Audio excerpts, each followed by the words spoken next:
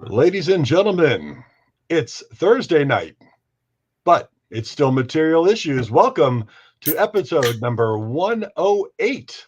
I'm Mark Hershberger of Pop Detective Records. I'm over here in South Jersey where the Canadian wildfires have infested our breathing area once again, but it's still a nice day.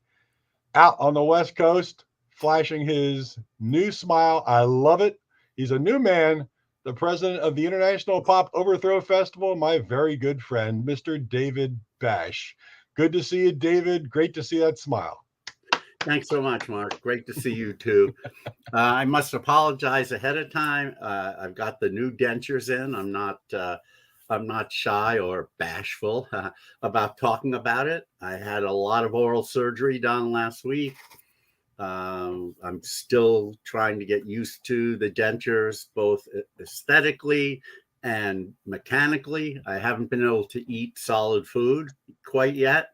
I did have some salmon a few days ago, but that I could basically just let melt in my mouth, so I didn't have to chew. I tried to chew some tuna tacos a couple of days ago, not happening. So it's going to be a little while. Plus, the bottom denture, it's a little bit high, and they're going to make another one that's lower, and that should help. But yeah, for now, it's just been kind of weird. Just again reorienting my mouth to talking to Well, I think we should let everybody know the truth. This is not actually David. This is AI David Bash. David stopped doing material issues 3 weeks ago, and so far no one has really told the difference. So it does look different. It's AI David Bash. It's funny because what I had heard was that I was killed, kind of like McCartney. Yeah. Where we got to find some hints.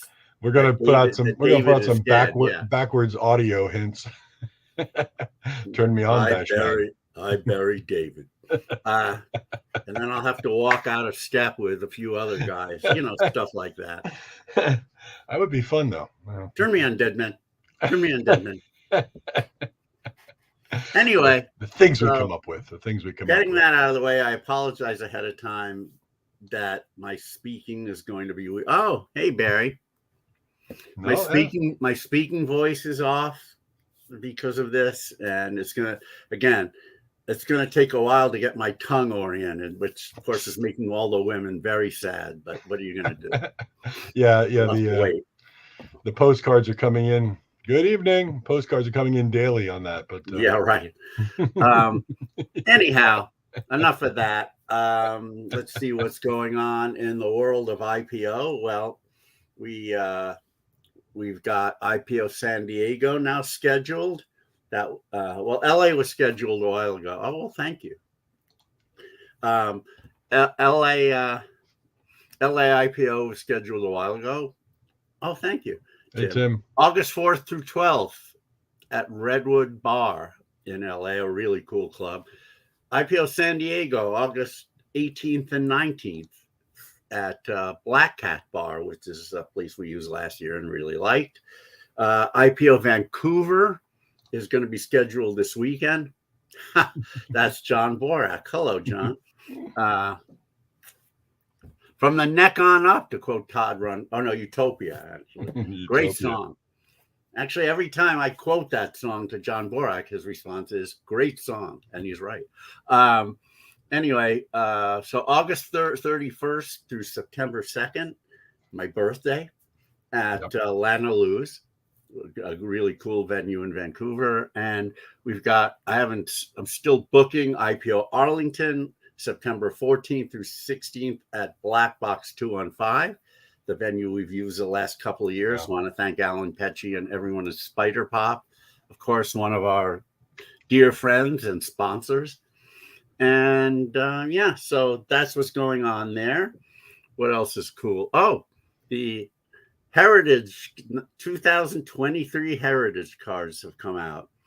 For those who've collected baseball cards for a while, you might recognize this design. 1974 Topps. So what Heritage does, and I've mentioned this a few times on the show, is they take the design of 49 years before the present year, and they put current players and use that year's design to represent them. This is a 1974 design. I don't think these look quite as good as the 73's design last year. Those were incredible. These are okay. I mean, let's see here. This is an interesting one. The Gio Urshela card. I guess this is the equivalent of a traded card. They didn't quite know what team he was going to be on. Left it blank. I guess. I don't know. I guess. Oh, they just didn't. Oh, I see what. Well, they have him in an Angels uniform here, so maybe you've got. Didn't they know? You've got a rare the name of the Angels team. I might. Maybe it's just an error. There you got go. A rare error card. $1 million Urshela card. Get it to PSA and get it graded. Yeah, right. That's right. I better do that right now. So those are very cool. What did I want to say? But also, you might remember, I'm sure you collected cards that year. I know I did. That was the year that the Padres were going to move to Washington. Yeah. That was the rumor. And Topps took it seriously. And exactly, Washington National League. That's what the first set of cards said. They didn't know the name of the team, but they were pretty confident they were moving to Washington. As it turned out, of course, they didn't. And so Topps rushed out an alternate set with San Diego Padres.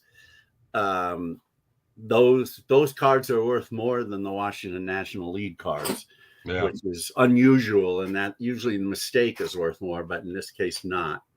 So anyway, good. Always great fun for me to cool set purchase the heritage cards. Anyway, so we're already 7 minutes after the hour.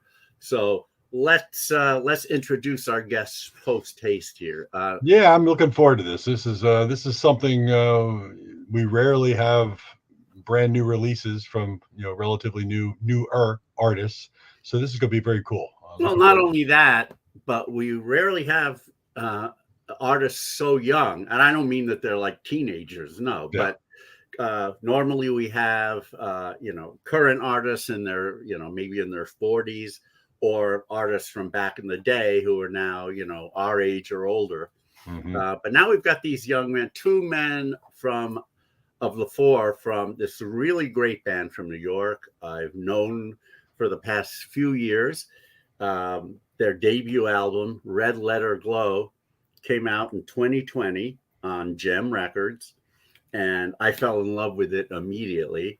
I had already had the band at IPO New York, so I knew who they were. But when this album came out, it kind of solidified my It kind of solidified my opinion of them and bolstered it quite a bit.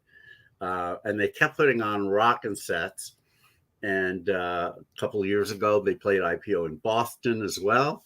And this album was wonderful. It finished number 2 for me in 2020. And, anyone listening knows how many releases I hear. So if something finishes number 2, that's a serious thing. Yeah. Only a week ago, they released their new album, right here, Rattled Humming Heart, also on Gem Records. And this one is a bit of a step up in the sense that it kind of it takes their glam power pop sound to the next level. I haven't had a time to fully absorb it.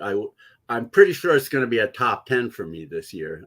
I'd say that's a lock, but I don't know exactly where. And I haven't, like I said, I haven't quite absorbed the songs yet. But one of the songs on here, Baby Let Me Be, is, I'll just say it right now, is going to be track number 2 on disc number 1 of the upcoming IPO Volume 24. Cool. Nice. And it is power. That song is power pop to the nth degree. Imagine side 3. There you go. Imagine side 3 Raspberries, and you pretty much got it. And for guys this young to be able to do that sound so well is pretty remarkable. So we're going to talk to them about how that came to be and all of that good stuff. So anyway, looking forward to it. Yeah, it's gonna be great.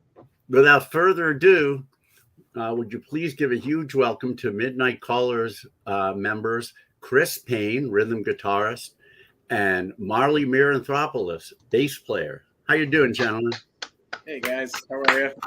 Good to see you, Marley. Good to see you, Chris. Yeah, a heap of praise here for Rattled Humming Heart. I'm sure you're starting to get used to it a little bit, but phenomenal sophomore effort. You know, I thought the first album was so very, very good, but as David said, man, you took it up a notch, and it took it up a notch kind of like in every facet, and quite well done. Yeah, quite Thank well you. done. It was completely living in fear of a sophomore slump that forced us to. Not at all. Oh, look at this compliment you just got. Yeah, you got a nice compliment. Oh, yeah. Thank you, Tim. Thank you so much. Yeah, there we go. Well, yeah, I mean, you had half a the year over, and he's already decided that it's number one. Well, I mean, you had a couple years in between, your initial effort and your sophomore effort, so you had time to make sure the sophomore slump wasn't going to be something you rushed out and just said, nah, we're okay with that, and you can really tell, and we'll get into it in a little bit with Kurt's production, and everything, just absolutely amazing. But I know we kind of want to go from the beginning. Is what we do here on Material Issues, and we'd like to know really where you guys grew up and what got you both into music early on. Was it something in your family? Was it brothers? Was it a neighborhood? Let us know a little bit of the 411, Chris. Yeah, so I grew up. Actually, I grew up in Massachusetts. My household growing up, my parents weren't really musicians. They knew how to play instruments, but they weren't like breaking them out every night and playing them. But there was just music always in the house. A lot of, you name the classics, it was being played in my house. The Beatles, the Stones, Petty, Springsteen, everything. And then really for me, music, was around, but it didn't really start hitting me, as everyone has that magical age at like 12, 13, where music really starts to hit you in the gut.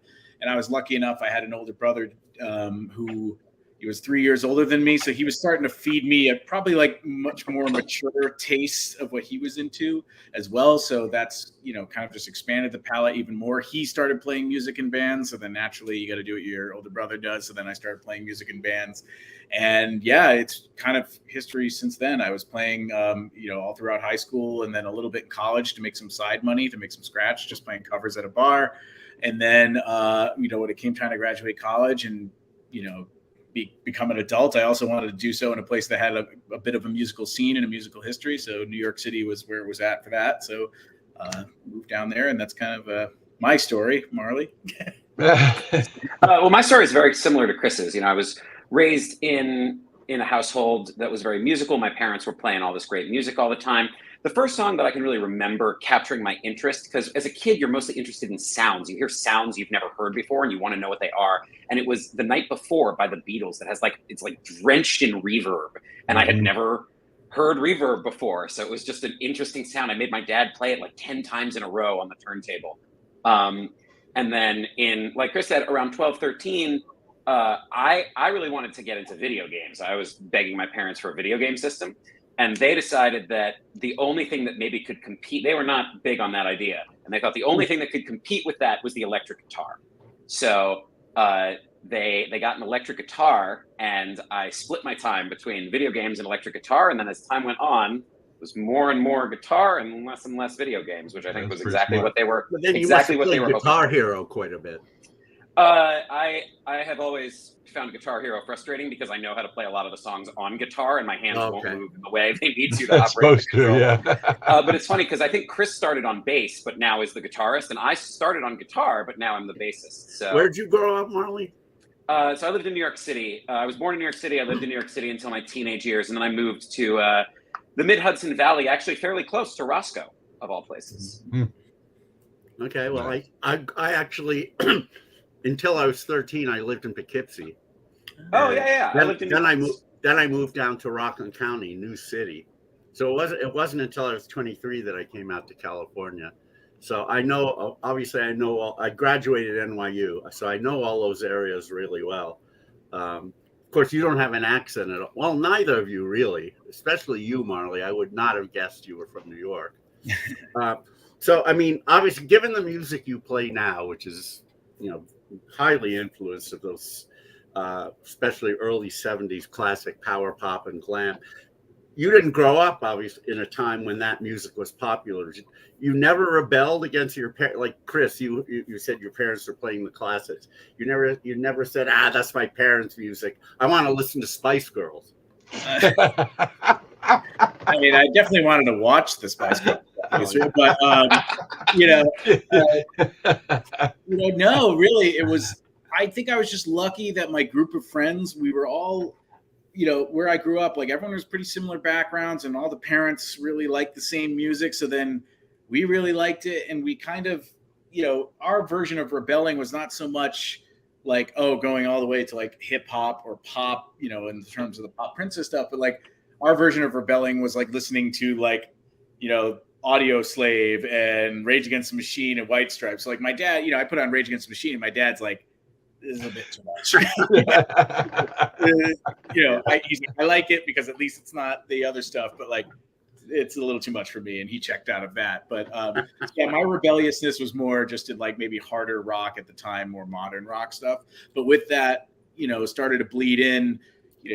Part of it was like the White Stripes and the Strokes and the Darkness were pretty popular when I was a kid. Yeah. And so, Wow. Thinking about how, all right, well, I like that. And then you do what you always do. You find a band, you really like them, you start digging into their influences, and if you go Darkness, then you have to go Thin Lizzy and start listening to Thin Lizzy, and then you keep working your way back. So I think that's how I kind of started to settle on that early 70s sound for sure. Yeah, well, it must be the same story for you, Marley, because as David and I are saying, you guys didn't grow up even on the outskirts of what seems to be a lot of your influences. So you really you had to go back. You had to follow layers. Yeah, for my part, I tend to sort of I love a lot of different musical styles, and so I tend to absorb sort of whatever the musical interests of the people around me are. Yeah. So growing up, it was the Beatles, the band, Clapton, Dylan, Joni Mitchell. I'm going to college, and all of a sudden, I'm like walking down the street listening to like Bowling for Soup on like my iPod. And one of the great things about being in a band with these guys is I knew Badfinger actually because I was obsessed with the Concert for Bangladesh for a really long time, and Wow. they're there. But I didn't really know a lot of the like really classic power pop. I wasn't familiar with Big Star. I wasn't familiar with the Raspberries. Really, like I had heard of them, but I wasn't really familiar with their body of work. So when I joined up with this band, I got sent a playlist and told, "Hey, study up. You got to know this stuff if you're gonna do this." But so isn't that great? Isn't that the awesome. beauty of music, and particularly going back, is because David is a savant when it comes to a lot of music from the 60s and the 70s. And I know my fair share, but it's just like every time we do an episode or every time he and I talk, it's like, I just got this reissue of this album from and I go, who's this? And you go back and you check it out and you're like, oh my, where have I been all this time? And then it just goes on and on and on. And you don't even have enough time in the rest of your life to hear all the great stuff that's out there. And that's the beauty of discovering these things. And part of what we love about doing this show is talking to a lot of these artists from the 60s and 70s and seeing where their influences were from. And just amazing. Last time we were here with Hermit's manager and him telling us everybody else that was playing around at the same time. It's like, who is that? Oh, you got to hear that, and now I got to go find that, which is great. Of course, the landscape back then was way, way different. We talked about we've talked with band members from back in the 60s and early 70s. And it was a lot more organic back then. A lot of them walked into record labels and they'd say, here's our stuff. You got to sign us. Right now you want to go to a major label. You're not going to get past the guard at the front door without an invite. Back then they just walked into A&R people's offices and said, that's, you're signing us. And just bands finding each other, and managers back then were, they were just young guys, just like band members, and they would just happen to be at a show. Yeah, you guys are cool. You have a manager? No. Well, I'd like to manage you. Okay. And then next thing you know, they've got top 10 hits everywhere. Obviously, it's absolutely awesome. Not the same these days at all. But anyway, where was I going? Where were we going to? Well, we're just, we're trying to see the beauty of going back. And I don't know how old you guys are, but when you're talking you're 12, 13 years old, what's that, 1990? I think it's 2015, right? I don't know. So I'm 33, so yeah, like probably like 2002, 2003 was really. See that, and that's just wonderful that a lot of the things that you fell in love with and a lot of the influence that come out in your music are from things that are much way behind you, and it's just awesome. Especially in the first album, I think was more rock and roll and kind of stripped down. Music, and we're talking about the leap you've taken with the second album, and we'll get into that shortly too. But the influences are there. It's like, and as I was telling Marley when he first came on, I hear all these like influences, but the beauty of you guys is that you can't just pinpoint one. You can't say, oh, they're definitely sound like Raspberries. No, yeah. There's all kinds of things you hear. Baby Let Me Be could have been a quintessential Raspberries track. Yeah. If somebody had said that was an outtake from side 3, I probably would have believed it. I would have said, I'm not sure who's singing it, though. It doesn't sound. Yeah, I was going to say, aside from the singing, I don't think no one in the band Carmen knows. You really nailed it. I mean, on that song, were you going for that sound specifically, or did it just work out that way? It's kind of a mix. So especially that song, what's funny about it is we have Kurt to thank for it even appearing on the record. Kurt Ryle of the Gripweeds. Yes, the great Kurt Ryle. He produced this record, and when we were kind of gathering up tracks for that particular one, that song, what I remember is that we kind of just had this weird, slow, melodramatic intro. The intro that you hear was like way slower, kind of more Big Star-ish a little bit, and I sent it to Martin just as like hey, I created this chord progression. Hope you like it. And he was like, I hear Big Star, but what if we sped it up a little bit? So it's funny. It started as a Big Star-ish vibe.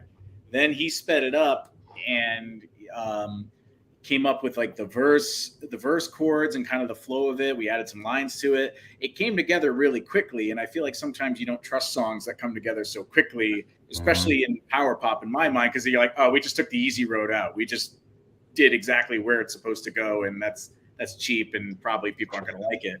And then when we went to the studio to record with Kurt, we kind of said, hey, like, we have this song, but we don't trust it and we don't think it's going anywhere, but you listen to it and you tell us. And he was like, no, that is as Martin calls it, like, that's a perfect power pop snack. Like, that's, Kurt was like, it's done. And don't be ashamed that it's a, 3.5 minute power pop snack. So keep it on. So, nice. So I would say, like, we obviously like, we'll be writing something, a guitar part or a harmony, and just be like, oh, we're leaning into Badfinger, or we're leaning into Raspberries. But that one really just kind of got slapped together before we could even decide what the hell vibe we were really going for. And now that you mentioned Kurt saying, that's you got to go down this road, it's good. Were there moments when Kurt heard something and said, no? Mostly my vocal takes, but no, but there were a couple, they definitely had some tracks that, we got pretty far along in the process. Almost like there's a couple tracks that were even mixed and mastered and gonna be on the album. And at the end, we were all like, it's just not there. It's not what exactly we want. But usually by the time it got to Kurt, through the 4 band members, we kind of filter out the songs to a point where by the time it gets to Kurt, this is our best of the best, and hopefully he likes them. But I always joke we have a folder in our Dropbox where we keep all our demos, and it's called It's a Family Show, so SHIT. And there's a lot of songs in there that are in the graveyard now that live there forever. Both of you, what were the names of the first bands you were in, and what were you doing? Marley, go ahead, take it away. Sure, man. So I was in a band that was my college friend and I, and it was called the Night Clerks. And it was called the Night Clerks because that was our job in the residence hall. We had to sign people in if they came in after 11 p.m. We had to stay up until like 2 or 3 in the morning, and we were so bored. And so we would bring our guitars down with us. I went to college before everyone had a smartphone, so like you couldn't just be sitting there on your phone or whatever. So we bring our guitars down and we would show each other songs and mess around and have fun. And at some point we kind of went, this is good. We should go do this in front of an audience. So we went to open mics. We booked shows at like the local coffee house. And we did duo acoustic guitar covers of like really contemporary rock music, like all like alternative rock, like Yellow Card and the Goo Goo Dolls and stuff like that. It was a lot of fun. And your first experience live in front of a crowd went well, or was it knee numbing? And I think so. I mean, I've been in like high school band and stuff like that, so I've played other instruments in front of people before. I think that when you play in front of a crowd for the first time, you don't even really notice the crowd. You're just looking at your hands, trying not to forget everything. Forget where your fingers go on the fretboard. Or what instrument you're playing. Right. Just trying not to fall. Staying upright for the whole show would have been a win, I love it. Hey, Chris, how about you? My first band ever was in high school. We were called Mojo Filter, from obviously copying it from Come Together. So we were, we were just playing, the high school battle of the bands and all of that stuff. And the first gig the two I remember, we played them like the first gig was the actual competition during school hours. So that was cool because you're playing in front of everyone. Oh, and wow. I remember I got in trouble because I didn't change the words to, we played Keep On Rockin' in the Free World because, it's nice and easy. And I didn't change the words. And I went to a Catholic school, and it's really funny. They were like, it's too sarcastic and anti-establishment or something. They asked me to change. It was very silly. Anyway, I got in trouble for that. And then later on that night, we played the concert. And I'll never forget my first live experience. I was playing bass. And, just little things you remember that are so weird, but, I'm getting into it. I'm bouncing my head around and there's beads of sweat flying off of me. And just like a slow-mo movie, I bob my head and I see my sweat go out into the crowd. And there's the girl I liked. She pelted in the face and like made the most utterly disgusted face she's ever made, probably ever. And I was like, I don't think she's going to talk to me after this. Did she? No. Oh, no. She was so unimpressed by the sweat that everything else went out the window. Yeah, if the music backed up the sweat, maybe she would have felt a lot better about it. But we're still learning. Did not. I'm so glad I came tonight. That's what she said.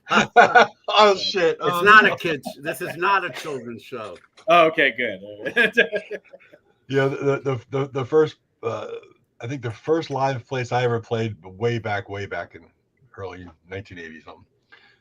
The underground club it was like the Cavern, but it had a ceiling right about an inch above my head. I'm 6'3", and I got so excited during the very first song we played that I kind of jumped a little bit, hit my head, and my nose just started both sides bleeding down like this. Nearly knocked myself out, but the place went crazy. They thought it was all staged. Rock and roll. You were not on the front row, did you?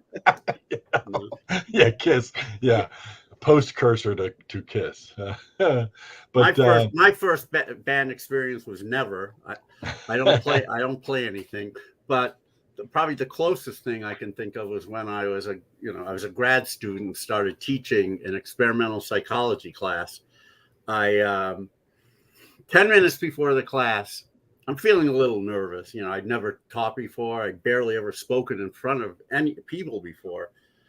I figure, well, let me look in the classroom, see who's shown up, and, maybe I'll feel better. I look in the classroom. There's 10 students in there, and they're all women. Oh, my God. You want to talk about performance anxiety? It doesn't just happen in the bedroom, friends. I was so nervous. And, eventually some guys showed up, and it was too late. And I remember the first time I taught, I couldn't even look at the class. 90% of the time I was looking at the board. My voice was quaver. It was awful.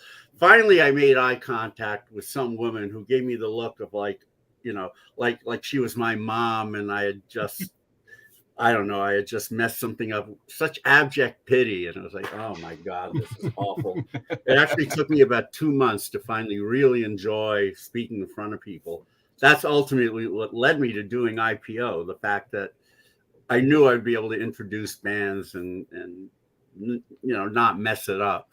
But yeah, at least, when you guys had your first try, you had something to hold in your hand. You didn't have to look at people. But yeah, it was tough. Anyway, I don't know why I even threw that in, but well, we know more about you now, David. That's there you go. Great comment. Someone says you guys just made the #1 genre bending album of the year, best sophomore record. Thank you so much. 2016 Studio 2 by the Weaklings, which is also a gem release, isn't it? Yeah, that's a great record. So that dovetails nicely to your association with Gem Records. How did you get in contact with Marty Scott? Marty, he just kind of appeared one day. It was we were recording the first album with Kurt. I'll back up. We had recorded all of the guitar and drum parts actually in my parents' living room. We actually commandeered it for a weekend and just set up a drum set in the middle of the living room, recorded everything together. And when we were done with all of those tracks, kind of looked at each other and said, like, hey, we need a professional to actually help us with vocals. We can't fake our way through that. And luckily, I had been in a band, IPO alumni called London Egg, where I'd actually met. Oh, yeah. Yeah, so I was the rhythm guitarist in London Egg for a few years. And I had met Kurt. We hadn't really worked together. They had finished the second album, London Egg, before I joined the band. But I had met Kurt. He'd been around. So I just shot him a text and was like, is there any way like you're available to just help us? He very nicely agreed. We got into a studio. We were recording vocals. And I think Marty heard about us through Kurt had introduced him to us, just like, oh, you might want to check these guys out. And then he also heard from a guy, I'm sure you guys know, Stephen Schnee. He had popped in and said like, hey, I heard these guys are in New York. You should check them out. So he kind of heard from us from different angles. So then he asked Kurt to send him the rough mixes, actually. Kurt called me, said, would you be interested in sending it to him? I agreed. And then, Marty called me the next day and, wanted to offer us a deal and to join the Gem family. And it's been, it's been love ever since with Marty Scott. Yeah, Marty's, Marty is a label guy. It's through and through. You can tell. Oh, yeah. Okay. A record man, as they used to say. What was the before you got into a whole Gem, what was the genesis of the Midnight Callers? How did this come about? Who was playing with who and who met who and what created and at what point was this prior to 2020? Yeah, so kind of right back to London Egg. It all kind of started there. So Julian joined London Egg probably I think in late 2014, 2015, and became our drummer. So then he and I. Hi, Marty.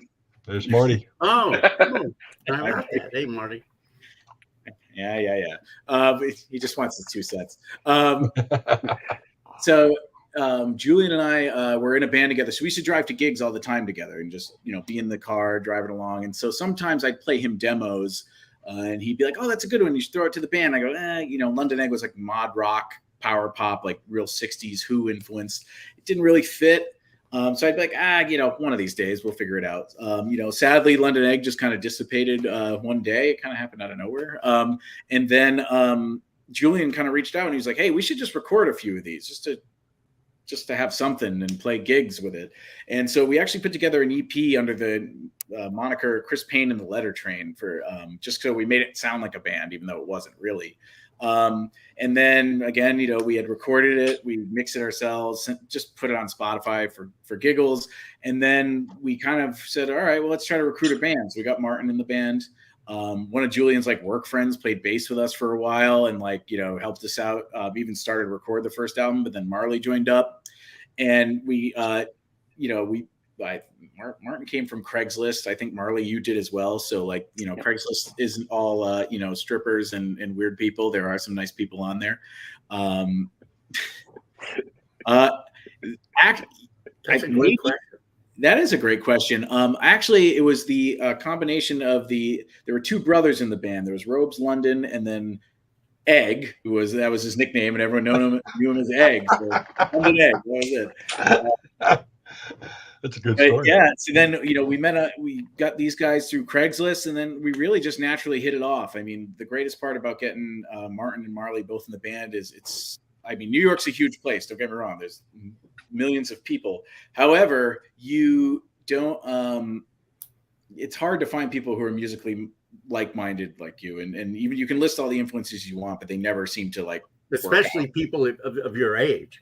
100%. Trust me. When we were looking for Marley, I'm pretty sure we got hit up by 15 guys who were in their 60s, and yeah, they looked cool. They had long dyed hair, but they just weren't, all be in a similar age and just kind of have that vibe. And then Marley showed up, and we're like, all right, another music nerd like us, perfect. So then, it is hard to find someone of the same age, and so when having guys in the band who can see it the way you do and get your references, when you're like, hey, I think it needs to be like that solo in No Matter What, they're like, got it. And then they just can, process that. And spit out. So it's been great. So, since you mentioned No Matter What, do you, like me, when near the end where there's that gap, do you count off 1, 2, 3, 4? Oh, yeah. Because I got to come back in. I got to keep playing. Yeah. We'll play it live sometimes, and I can just I hear Julian's hi-hats. Oh, okay. So that was the formation of the Midnight Callers. Where'd the name come from? I guessed that right away. But guess that one? Just because. Well, go ahead. Well, no, it's we were looking for names, and funny enough, what people don't realize is that Red Letter Glow, the first album name, was actually a band name we had thrown out there, and it was in the list and in the running. And then we were trying all different references. Again, we knew we were kind of leaning into this 70s power pop rock. So you name the reference, we probably threw it in there into the bin. And then I just happened to be on the subway one day heading to work, and Midnight Caller came on, and I just texted Martin, was like, what if we're just the Midnight Callers?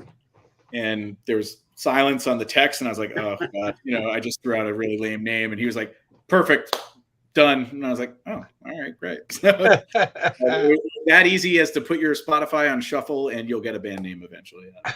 It's great. I had a band for 2 minutes called Caller Number 7, which was it didn't last. But I like the name Midnight Callers. That's a cool vibe to it. So you got the first album that was also produced by Kurt. Yes.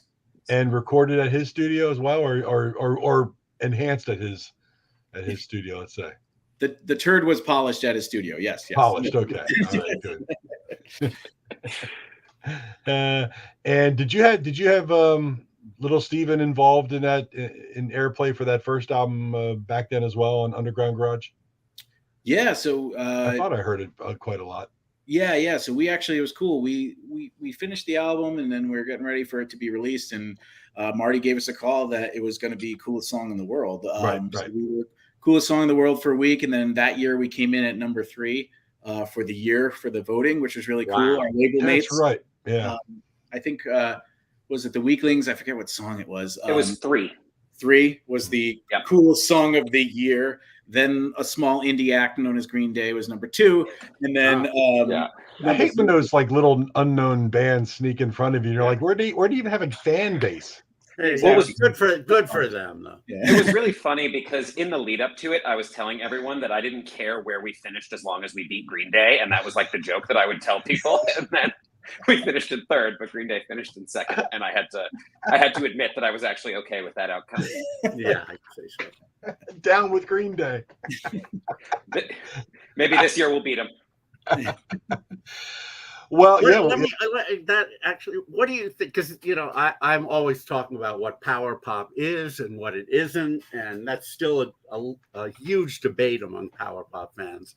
There's no clear-cut definition, and Green Day is a band who I think is totally power pop. Now, maybe not their first couple of albums, but after that, you know, a lot of people think it can't be power pop unless it sounds like Badfinger and the Raspberries. And my thought was, it's modern power pop at the time. You know, it's faster, obviously, but it's got similar hooks and they've got harmonies in there, and they're really going after the same aesthetic. And one of the great things, oh, there you go. Hey, Matthew. One of the great things about it was so many bands were influenced by Green Day, especially when I was starting IPO out. At that time, we had all these young bands who were on Warped Tour. They were wanting to play IPO. I was wanting to have them because, to me, a lot of them were doing what I would call power pop. What do you think about that? Green Day power pop, yay or nay? Yay. Yeah, I'll give it a yay. I leaned more, if you're going to talk power pop of that era, I always like think of Weezer as a great example. Well, yeah, for sure. Yeah. And of course, Fountains of Wayne being the of course, maybe the quintessential example of what we would call 90s power pop.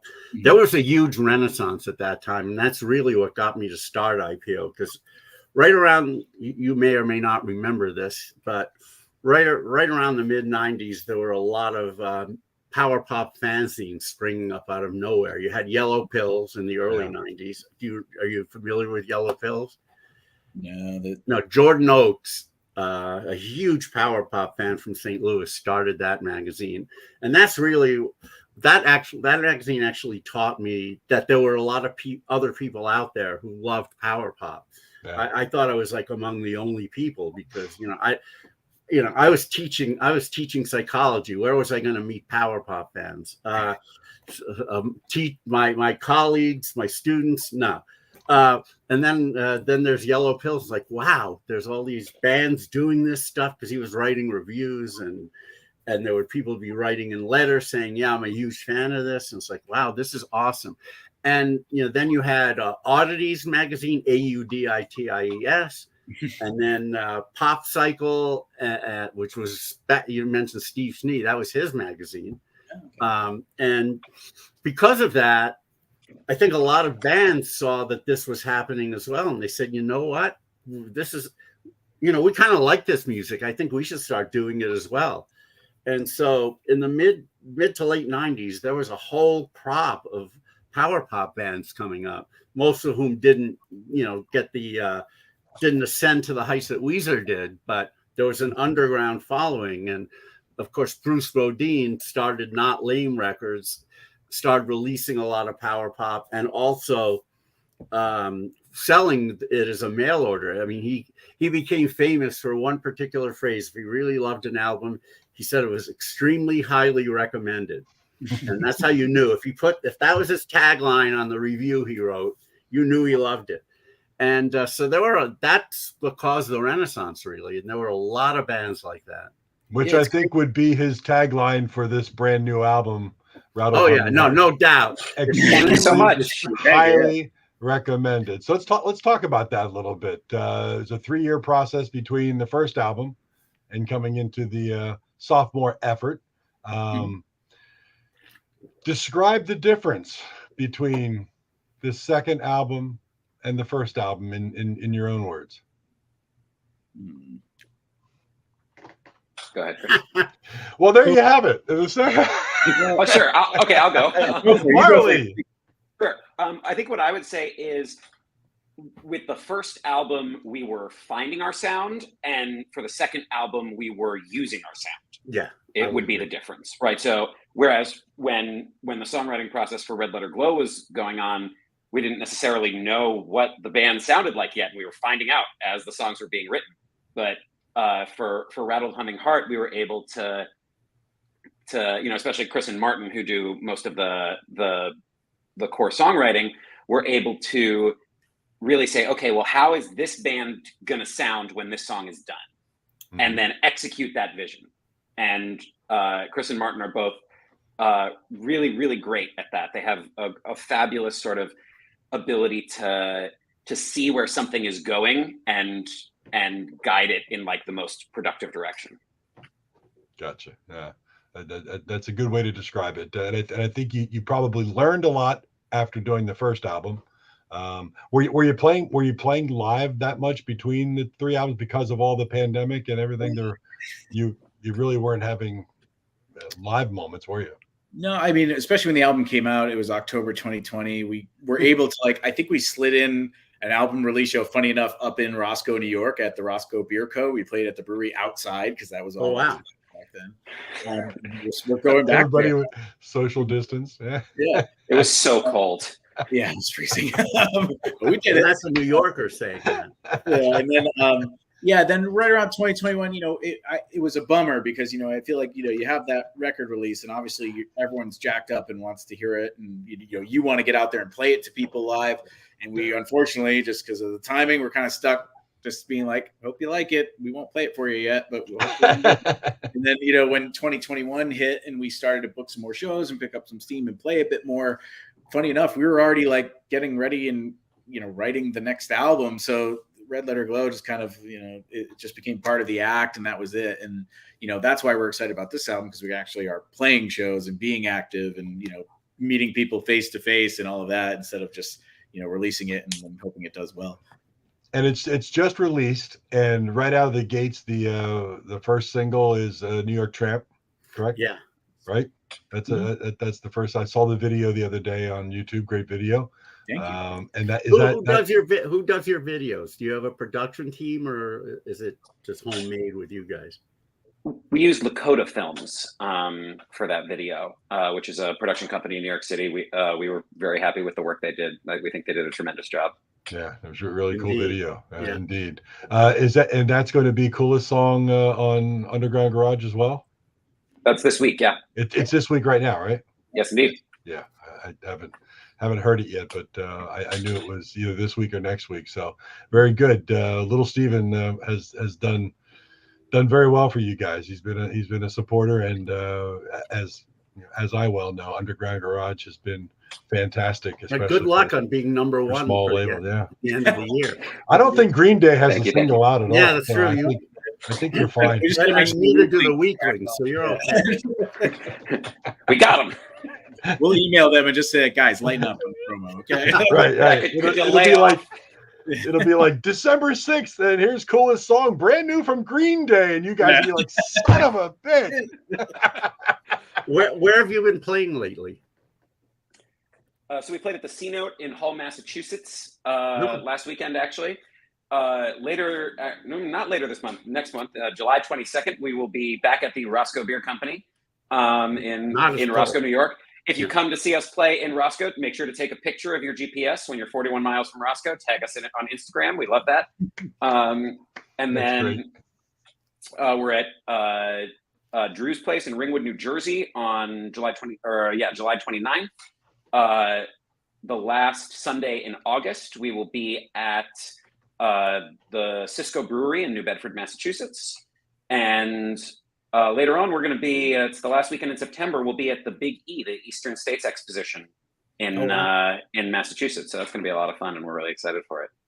Hopefully you'll be at IPOs New York and Boston in November. We'll talk about that. I'm still working out details about about venues and stuff, but we love you guys for sure. As we're scrolling down the bottom, midnightcallers.com, that's the website with all the information about the band and the new album. I'm sure it's available at all the usual suspects, Amazon and all the downloadable places. But I'll tell you what, getting this press kit from Matt Street, picking up the actual physical copy is something people need to do, because it's a great package. I love it.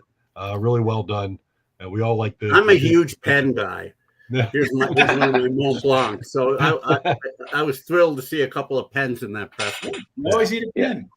Yes. Well, we can't unfortunately send everyone a press packet, but yes, you can find all of the updates at the midnightcallers.com. If you follow us on Instagram, we also post everything that's going on there. So, if you send us a message on Instagram, we might be able to get you your very own Midnight Callers pen. If you're let us know. What, you mean kids these days know how to write? My God, I didn't think they even used pens. Well, we had a conversation a show or two ago about actual collecting and having the physical product in your hands, which is what is very cool. And talking about my 28-year-old daughter, that's how old I am, and how she loves the physical product, the CD or the vinyl or whatnot. So I mean, I know you guys put a lot of time and effort not only into the music but into the packaging and everything that goes along with it. So I highly recommend everybody checking out midnightcallers.com or out on Amazon and picking up the physical copy of the CD. Yeah, how important really are physical releases to you guys? Is that more Marty or is that you too?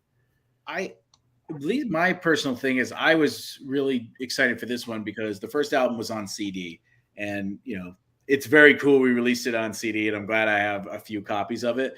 But for me, there's something about holding the big vinyl. I am a vinyl collector, and there's something about just staring at that while you're listening to an album. It's something different than just holding a little CD in my mind. So yeah, I think the physical side, it's great. Like, again, I'm just excited that I now have my dumb voice on a record. Oh, it's a special moment when you get that vinyl in your hands and open that thing and then put it on the turntable and sit there staring at it. It's a transcendent experience from all the influences, all the things from the 60s, 70s, even the 80s of vinyl. And congratulations on that, man. And enjoy the heck out of it. And hopefully there will be more to come. I'm just a little fuzzy there. There we go. Okay. Well, I'm going to ask both of you guys this, and this is always a question that makes artists uncomfortable, but I have to ask it. What's your favorite song on the new album? I knew it. I had to ask her. Well, I put it in two categories because there's my favorites, song I wrote in this favorite that I was the lead singer on, and versus my favorite song is always going to be New York Tramp on this album, because opening track. It's the open. Well, funny enough, Martin and I were having a debate because I sang a lot of the lead vocals on the first album, and so we were like, Martin was like, you can't have New York Tramp be the lead track because that's me. That's I'm not the voice. The voice they remember is you. And I remember just being like, there's no way we can't start this album with that intro to New York Tramp, where it just kind of hits you right in the face and says, okay, It's time to listen to this album front to back. And so for me, New York Tramp is always going to be my favorite. And then my favorite one that I sing lead on has been just because it's fun and quirky, is I've been enjoying The Plan. That's the song I enjoy the most. How about you, Marley? Okay, well, in a previous interview, I said it was New York Tramp, but that's boring now. So when Chris said that, I was like, all right, I should have a backup answer. So the backup answer I went to was The Plan, and then at the very end, he said that. So I'm going to audible again, and I'm going to say if those two are out, I'm going to say I think Step is the song on the album that it's always weird to listen to yourself play. But I think Step is the song on the album that I'm most likely to put on just to jam to, if that makes sense. Yeah. I really love that song. I really love the genesis of it. I really love sort of how it came to be what it is. And I really love the finished product. It's a lot of fun to listen to. Yeah, I certainly agree with that last thing. It really. I think top to bottom. I posted somewhere earlier. All killer, no filler. It's an old phrase we used to use in the 70s when the album was top to bottom great. It was all killer, no filler, and there was never a track that you would take the needle up and skip over it because it was and that's very much the same thing I can say about this album. Every track really has its own little identity and interesting parts to it. I love that track Without You. I thought that was fantastic. It just so the whole album is filled with all killer, no filler. So if people haven't heard it yet, they're going to go out and buy it. Trust me, you're not getting New York Tramp and maybe one or two other really cool songs. The whole thing is packed. That's my recommendation. Are things being worked on for you guys? Like maybe some TV appearances, other stuff like that? Trying our damnedest, to push some things out. Martin and I were actually on WFMO up in Boston. Recently did a little interview there, and then we actually performed New York Tramp and Girl on the Run acoustically, so that was pretty cool. Still pushing for things like that, and then other than that, we'll defer to the PR experts for where we'll be doing next. Nah, it's good. We're glad you're playing out live too. That's that's a big thing, getting the word out. And of course, you're probably already looking at album number 3. So I forgot, someone commented recently. I saw a comment on a video, and it was like, "This makes me excited for album number 3." And I'm like, "Just enjoy 2, man." No, see, that's the way it works. We've enjoyed the hell out of it for like 48 hours. Now we're waiting. It's like, okay, can you get started on the next one? Well, if you come to our live shows, you will know about album number 3 before anyone else, because we like to field test them. Almost every song on this album kind of got field tested at one of our live shows before. I've said before, it almost kind of feels to us a little bit like a live album, because we have played shows that are just 8 of these songs in a row. So if you come out to some of our upcoming shows, you may hear some songs and start to realize that you're hearing the genesis of album number 3. But it's a very big compliment though when people are saying, when's album number 3, because that means they're loving album number 2 so much. They want you guys to do well with it and have an album number 3, and that's always been some of my favorite artists through time. It's like, God, this album is so great. I can't wait until they do another one. And you hope for that. And we hope for that for you guys too. You've already any plans on touring the other parts of the country, Midwest, West Coast, Europe, Liverpool? Vacation time. Well, funny enough, we were hit up on Instagram by a guy in Valencia, Spain. Julian's family actually vacations in Valencia. So I was like, Julian, this could be a chance to get something going in Spain. And he was all excited about that. But no, we're really we need a legitimate booking agent to help us out there. Right now, you're looking at the booking agent for the Midnight Callers with Marley over there. He's you get an email from us or, a kit from us that says like, Midnight Callers booking. It's actually Marley in disguise. If you guys agree to play IPO, I'll take out whatever color M&Ms you want. I promise. And eat them, but not with these teeth. Not yet. We're gonna look right now I'm just sucking down. I'm eating ice cream and rice pudding until my gums heal. So. Well, that's great. New York Tramp, coolest song in the world right now on Little Steven's Underground Garage. So you're getting a lot of airplay there. You never know. There's possibly another track off that album that Steven will latch on to. We hope he does that too. But Rattled Humming Heart is the brand new album from the Midnight Callers. It's midnightcallers.com. Hope everybody gets out there and picks it up and supports these guys, because they just did a killer job. Great top to bottom. Great effort. Great songs, great packaging, and a couple of nice guys too. Even if Marley's last name takes a couple of minutes to although I hit it. Come on, I nailed it right away. I was like Myriadopoulos, and he was like, "Yeah, that's it, good." 3 letters at a time. And Chris Paini. That's not right. Yeah. There's nothing. Your name's long, Marley, but it's not unusual. It's not like trying to say Wojciechowicz if you ever saw Barney Miller. Try saying that. Thank you off so much, of Jim. spelling, and there's no chance. Before we go, I do think Marty, will be a little displeased with us if we don't say that we also have a track on the upcoming Gem Records compilation album for the summer, which is going to be a lot of fun. We've got a track, "Come Dancing," on Gem Records Celebrates Ray Davies, which is coming out August 11th. Yes, so that's coming out in August. I know it's not what the interview is about, but I know Marty's in the chat, and I don't want to. We love Gem, so anything we can throw in that supports Gem is good with us. Yeah, he had popped up and said talk about it, but "Come Dancing," great King. All right, whoever wrote that, not to be pedantic, but it's Y-O-U-R. I'm sorry.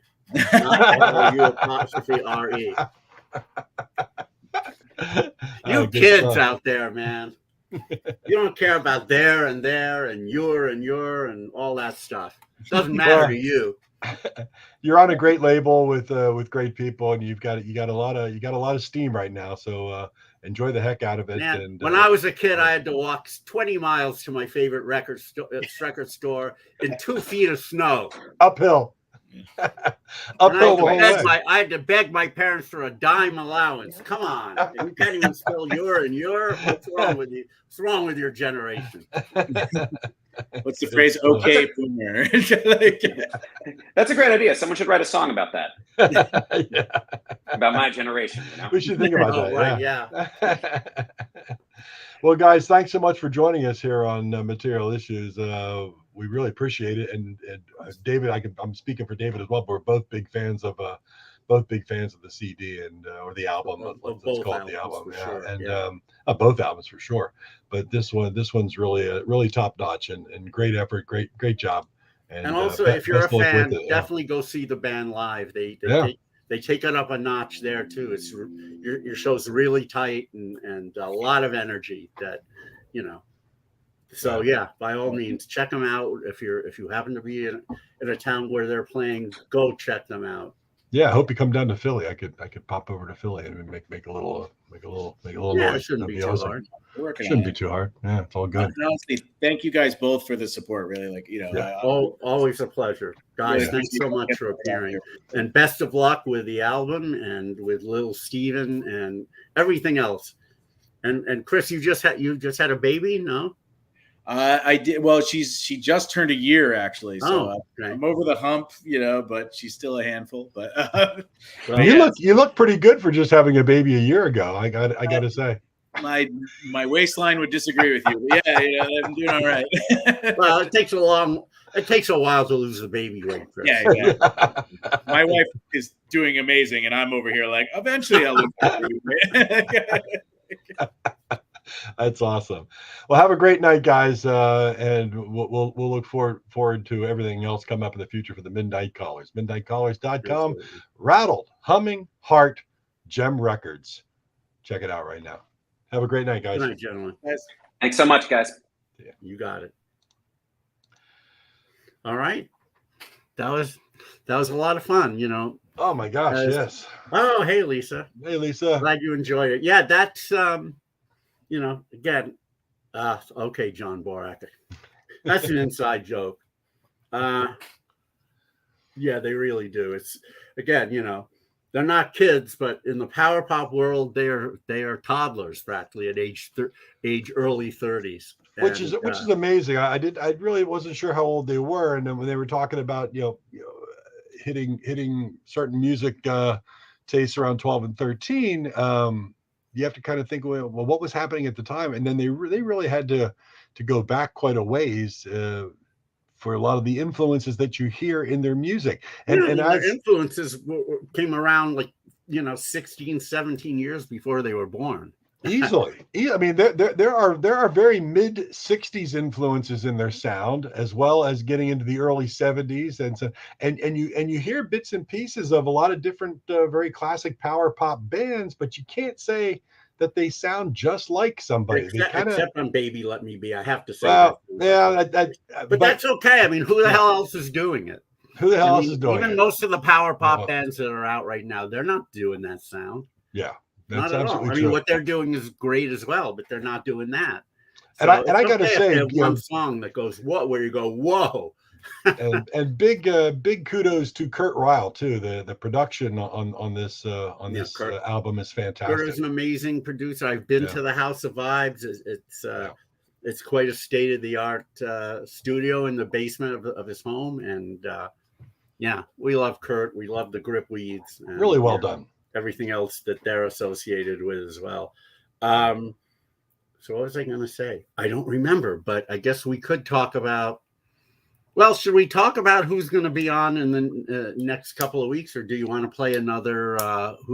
It's up to you. How you feeling, man? We can do. I feel fine. I mean, again, I'm not used to my teeth and all of that, but I feel fine. So let's do it. Maybe the new teeth it's going to bring in all the vibes from the charts through Billboard, and you might do better. So what do we do? Speaking of raspberries, I guess my new favorite producer is Jimmy Einer, aka Teeth. Yeah. This could be me. I'm gonna put this on every IPO CD from now on. Yeah, I think that should be your new logo. Well, what did we do last time? We had see, at least Lisa's checking it out. You sound Really? younger. True. Holy Yeah. crap. Nice. What did we do? We had 15 years, 65 to 79. How many did you have to get to pass? What did we say? 10, and I got a grand total of 7, even with all the all the educated knowledge and guesses that I put in, most of which were wrong. So, but it was a lot of fun. I hope to get some vindication today. But we'll all right, see. let's see if you can get 10 out of the 15. We start off right away at 1965, and this game is even simpler than Stump the Bash. I give you 2 tracks. Well, no, I mean it's simpler for me. I give Easier to explain. Yeah, I give you 2 tracks from that year, and you simply tell me which one came in overall higher in the Billboard Hot 100. And the reason it's kind of difficult is because sometimes these are great tracks, but they were only around for a short period of time, high on the charts, and some other track can take over. And the other reason it's difficult is because sometimes one finished number 8 and the other finished number 13. Yep. And I mean, there's not a lot of education you can work with there.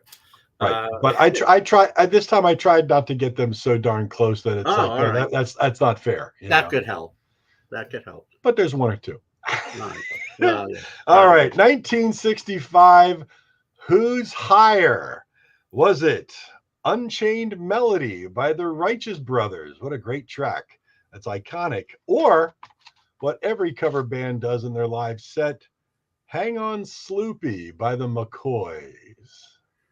Well, first of all, we should point, or maybe you already did point out, this is which song finished higher on the year-end Billboard charts. Year-end Billboard. Not which one peaked higher during the year. Right. Had more weeks on the charts. Just which one finished highest at the end of the year. Right. Which means they were higher on the charts for a longer period of time, and by the end of the year, they came in at X number on the chart. So I would. I know for sure. Well, I don't know for sure, but I know for pretty sure that Hang On Sloopy was number 1 during the year. In the mid 60s, that doesn't mean a whole lot because songs were number 1 for 1 week and then they fell off. It was the old joke, the parent walking into the teenage girl's room. She's listening to some new song. David Hershberger, and the mom says, well, what about that song you were listening to last time I came in? Oh, that was last week. I don't care about that. That's how quickly things change. I got to go with Hang On Sloopy on that one. Well, right out of the gates, if you went with Hang On Sloopy, that you would be wrong. Oh my God, here we go again. Unchained Melody finished the year at number 21. Hang On Sloopy came in at number 30. Oh no, they're not close. They're not close. Yeah, they're 9. Close. I think this is revisionist history after Ghost. I don't think it finished. I think it finished number 221, and then after Ghost, like, we're going to retrofit the charts to what happened later. Okay, that's all right. 0 out of 1. Great start. All right, here we go. All right, 1966. This one's right up your alley. Who's higher? Was it Just Like Me, Paul Revere and the Raiders? One of my favorite Paul Revere tracks. Or another cover band favorite, Dirty Water by the Standells. Dirty Water by the Standells. I'm actually kind of surprised that either of those made the top 100, but Just Like Me, Paul Revere and the Raiders. That's where I'm gonna go with Just Like Me on that one. Right out of the bat, you are 0 for 2. Yeah. Just Like Me finished the year on the Hot 100 at number 61, whereas Dirty Water actually came in a respectable number 43. I'm very surprised, but okay. Dirty Water. All right, we got to get one. We got to get on the winning streak here. 1967, would you say Happy Together by the Turtles, or would you opt for what it's worth, Buffalo Springfield? I've got to opt for Happy Together on that one. Oh, yeah, you got that one. Okay. That's the first correct. Happy Together was easily over For What It's Worth at number 8. For What It's Worth came in at number 27. Well, even that's only nice. It's not like it's number 8 or number 60. I mean, 8 and 27 are not that far apart. But I knew Happy Together was number 1 for a few weeks in 67. No. Yeah, you're good. You're on a roll now. You got one for the positive, 3. 2 for the negatives, and we're in 1968. We're starting to approach your wheelhouse of the early 70s. Would you say I Thank You by Sam and Dave? And I just saw the Little Steven had a show on PBS the other night, and Sam Moore performed this song live, and it was incredible. Wow. It was up award show up in New York. So I Thank You, Sam and Dave, or was it Jumpin' Jack Flash by the Rolling Stones? Yikes. Well, I can say that Jumpin' Jack Flash finished number 1 in a poll that our good friend Bruce Grossberg did among record collectors, me included, as to 1968. We all ranked the songs on a scale of 0 to 10, and he tallied all up the totals for each song, and Jumpin' Jack Flash won, which I kind of knew it would. That's where I took this poll from. Yeah, right. Now, Jumpin' Jack Flash to me is like the ultimate single, because it actually covers 4 genres in a way. I mean, pop, rock, soul, and psychedelia with kind of that sparkling guitar thing at the end. Well, I agree. Obviously, you're I'm being goaded into picking Jumping Jack Flash because that's such an iconic song, more than I Thank You. Although I Thank You is certainly great. But I'm still going to go with Jumping Jack Flash. Man, I tried to lead you down the wrong path, but you are correct with Jumping Jack Flash. Actually, it finished the year at number 50, which that's a surprise. Pretty surprising. But I Thank You ended up at number 68, 18 positions. Oh, great! I'm doing the same as any monkey would, 2 for 4. Pretty much. That's what half the comments are coming in right now. It's like just like a monkey, Mickey Dolenz, it says. You didn't ask about Mickey's monkey or the monkey. Well, maybe you will. You're not. All right. This one here, 1969. This is a gimme for you, I'm going to think. Would you say that Something by the Beatles was higher than the Hawaii Five-0 theme from the Ventures? Oh, my God. Well, both of those were really big hits. And it's hard. That's a great song. This is one where I really don't necessarily have a guess. So where's a trusty coin? You go flip a coin. Monkeys can't flip coins. No, I said it was. Your opposable thumb doesn't work that well. I said I was as good as a monkey. I didn't say it was one. Here's a genuine bona fide U.S. quarter. I don't know. Michael Nesmith was pretty good. Here we go. But you didn't say which one was going to be what. Got a do-over.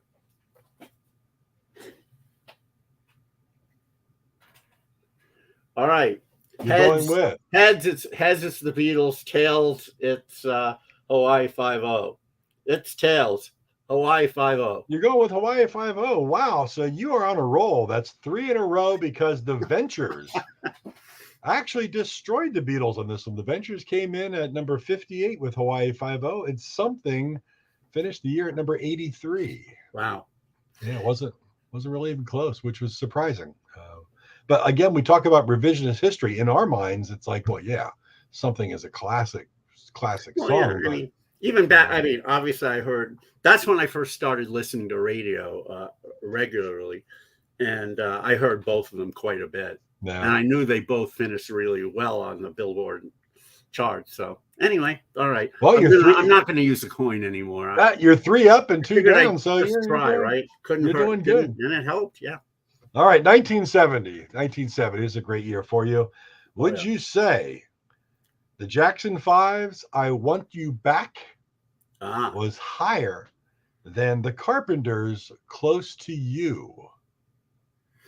Well,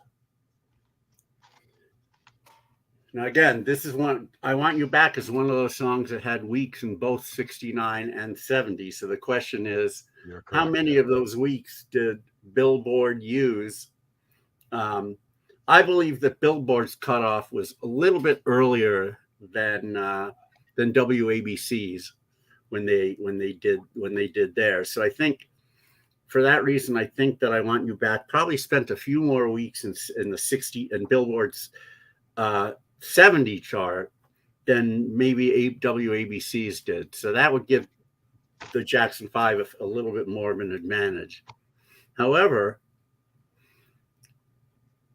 obviously Close to You was huge. On the WABC chart, let's see if I get this right. You can look this up again. I believe Close to You finished number 5, and I Want You Back finished number 13.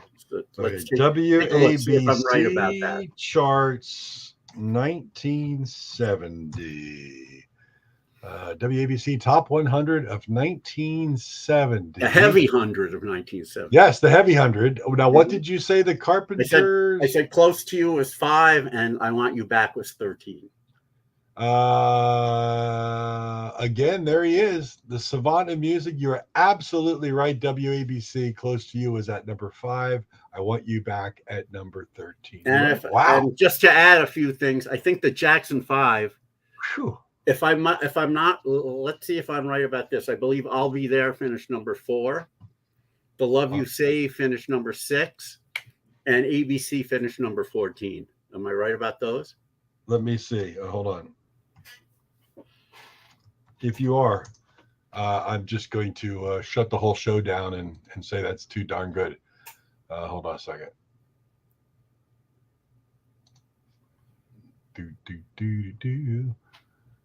Here we go. All right.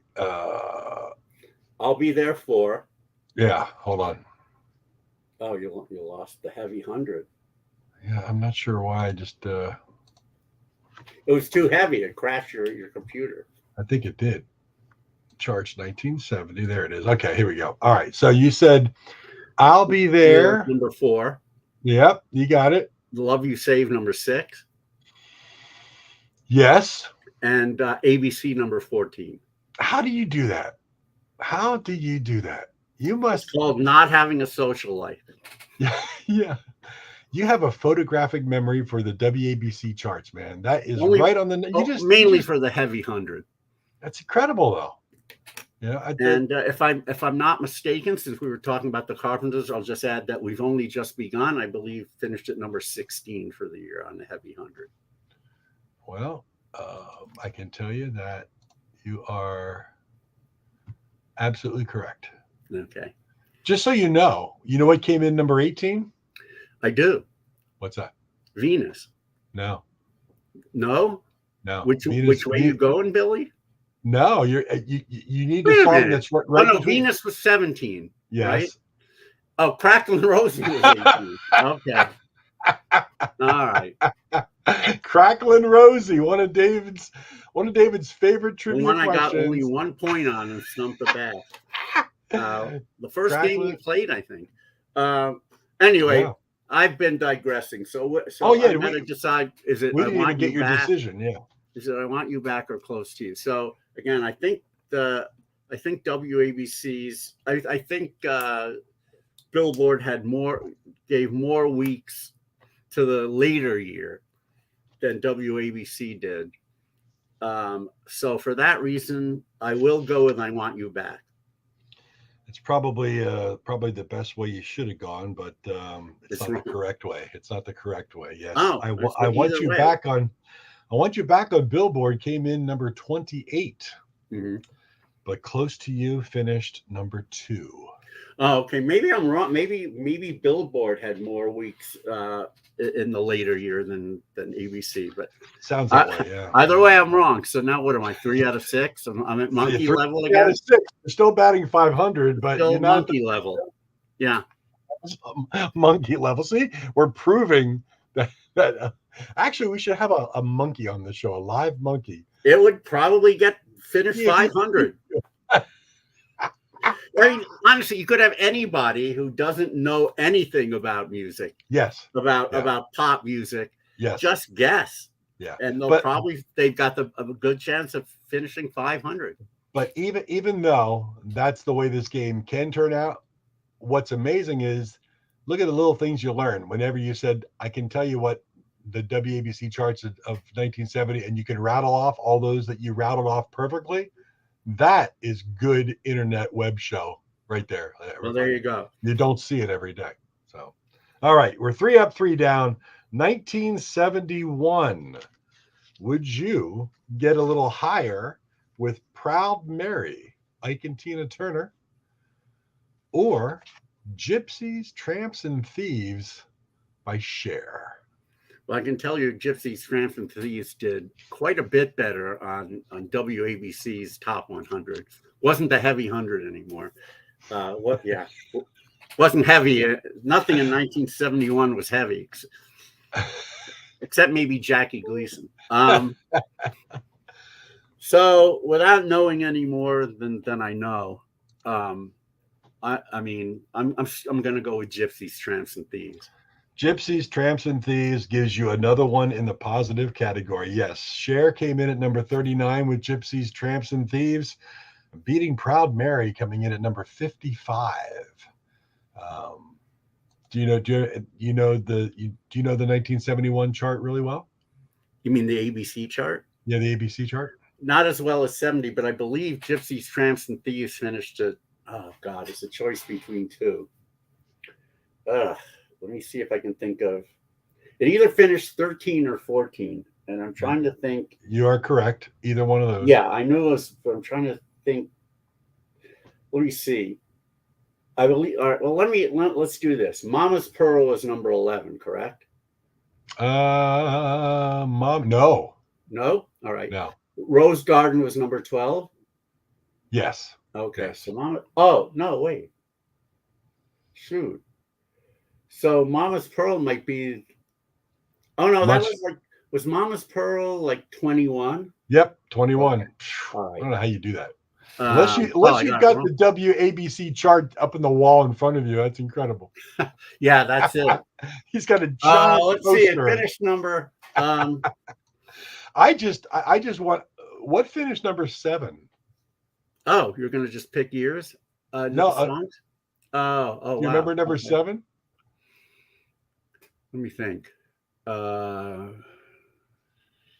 it? It's a choice of 2 right now. Well, let me think. Was What's Going On number 9? Yes. Okay. Wow. So, the song I'm thinking of either finished 8 or 7, and I always get. This is one I always. Just My Imagination was 10, right? Yes. All right. So I always get 8 and 7 mixed up. But I'm trying to think. Actually, I can only think of one song that I always thought was 8, but maybe it was 7. Is it Theme from Shaft, or was that 8? Yes, it is. Oh, it is. Theme from Shaft. So that's the one I always mix up. I usually think that's number 8. But now I can't remember what really was number 8. I know Indian Reservation was number 6. Yes, it was. But I can't remember what. Oh man, I can't remember what 8 was. And I just heard, it's funny, number 8, I just heard this today, and I forget the story behind it. She was somebody's sister, was in this 3-girl band. It's One Ads by Honeycomb. Oh, yeah. But whose sister was the singer, one of the 3? Mine. Yeah, I think it was your sister. Yeah. But yeah, One Ads. A bit older than me. All right. Well, you're 4 up, 3 down. All right, here we go. So you're still in good. 1972. Anticipation. Carly Simon. Or Everything I Own by Bread. Which one was higher? I think Everything I Own was bigger on WABC's Hot 100. But I'm kind of surprised Anticipation even made the Billboard 100. So I'm going to go with Everything I Own. Yes, by a long shot. Everything I Own at number 52. Carly Simon's Anticipation at number 72. That's not that long a shot. No, but you're getting anything that's 20 or less, I'd say is, reasonably close. You give me 25 and 95 and I'll say, yeah, that's a long shot. Yeah, okay. you haven't really. I don't think you've missed one of that big of a gap. So I don't think you've had one of that big of a gap. No, I don't think so. maybe later on in this thing. We'll see here. All right, 1973, you're 5 up, 3 down. Was it Diamond Girl? Seals and Croft. Great track. I haven't heard Indeed that in a long it is. time. Or Loves Me Like a Rock? Paul Simon. 1973, packed with just massive hit songs that stay in my mind forever. Interestingly, interesting to me, me and Julio down by the schoolyard, which was a little bit earlier in the year than Loves Me Like a Rock, was a huge hit in New York. Which it probably would be because the subject matter is very, very New York. New York, yes. Not so much nationwide. I think it only finished nationwide somewhere in the low 20s for as a peak, not for the year. Yeah. But Loves Me Like a Rock was a big hit everywhere. So Loves Me Like a Rock, or what was the other one? Loves Me Like a Rock or Diamond Girl. Diamond Girl. Okay. Seals and Croft. Well, my gut wants me to say Loves Me Like a Rock, but I'm going to go with Diamond Girl. Diamond Girl came in at number 40 for the year. Loves Me Like a Rock at 27. Oh, I should have gone with my gut. Should have gone with my gut. My gut's pretty prominent. You got to stop taking the probiotics. You listen to your gut. All right. 5 up, 4 down. Now we're getting into the later years. 1974. 5 up, 4 down. I'd probably be doing a little better than William F. Buckley Jr. Who I'm sure was a huge expert on top. Huge expert on top 100. He knew the WABC charts in and out as well. So just not Billboard. All right, 1974. Was it a huge hit for Steve Miller Band, The Joker? Or did Paul McCartney and Wings with Jet come in higher? Wow. Jet. I may have to pull out the coin again for this one. This was 1974. I'm going to the WABC charts as well. I just like to see what you know about. 74 at that point, I don't know as much, but I'm gonna. I just think it's fun. I really don't remember the 74. I did listen to the top 100 that year and write them down as usual, but the only thing I seem to remember, I'm pretty sure Rock the Boat by Hughes Corporation was number 1. Number 1, Hughes Corporation, Rock the Boat. After that, I'm not sure. There's still a lot of great tracks that are iconic. No doubt. But is it Jet or the Joker? I'll go with the Joker. Yeah, again, this one wasn't even close. The Joker is correct. Coming in at number 40 for the year. Paul McCartney with Jet, number 77. Yeah, I didn't think it was quite as big a hit, but I was still listening more to ABC than American Top 40. But all right. Well, 6 up, 4 down. Where am I now? 6 up, 4 down. Wow. So to get 10, I need 4 more, and I've got 75, 76, 77. You got 5 more years. 5 more years. So I got to get 4 out of 5. Wonderful. Okay. But if you get it, it's pretty cool. 1975. Would you say it was Mandy by Barry Manilow? I think that was played every 5 minutes. Or pretty Wasted much. Days and Wasted Nights by Freddie Fender. Oh, that song is awful. I can't think of it. There are very few artists of the 70s that I can truly say I dislike. Freddie Fender was one of them. Both his huge hits were just garbage to me. I can tell you, I saw Freddie Fender perform live while I was sitting on top the roof of my house in Kutztown, and I heard him sing that song because we had a big fairgrounds behind my house, and they had what was called the Good Times Festival, which was supposed to be very Woodstockian, but in Kutztown, and they had all these at the time big time artists. But I remember going up and sitting on my roof because I could then look over the tree line and look at the main stage, and I heard "Wasted Days and Wasted Nights" by Freddie Fender. That's my. Now Freddie, sorry. I will say one thing about Freddie Fender. His Tex-Mex stuff of the late 50s, early 60s, that was pretty cool. But then, then he completely went syrupy in the 70s. Did you prefer Freddie Fender or Jose Feliciano? Oh, Jose by far. Well, I mean, compared to the 70s Fender, I prefer myself. Yeah, there are very few. Freddie Fender and Donna Fargo are like the two acts from the 70s who I've given their 70s outfit just awful. Which is funny because next week on Material Issues, we have Donna Fargo. We do. Oh, my God. No, we don't. But, you know. No, that would be fun. Do not. All right. Well, just out of principle, just out of principle, and also because I think it's right, I'm going with Mandy. Yeah, well, if you went with Mandy, then you would be incorrect. Mandy came in. Freddie.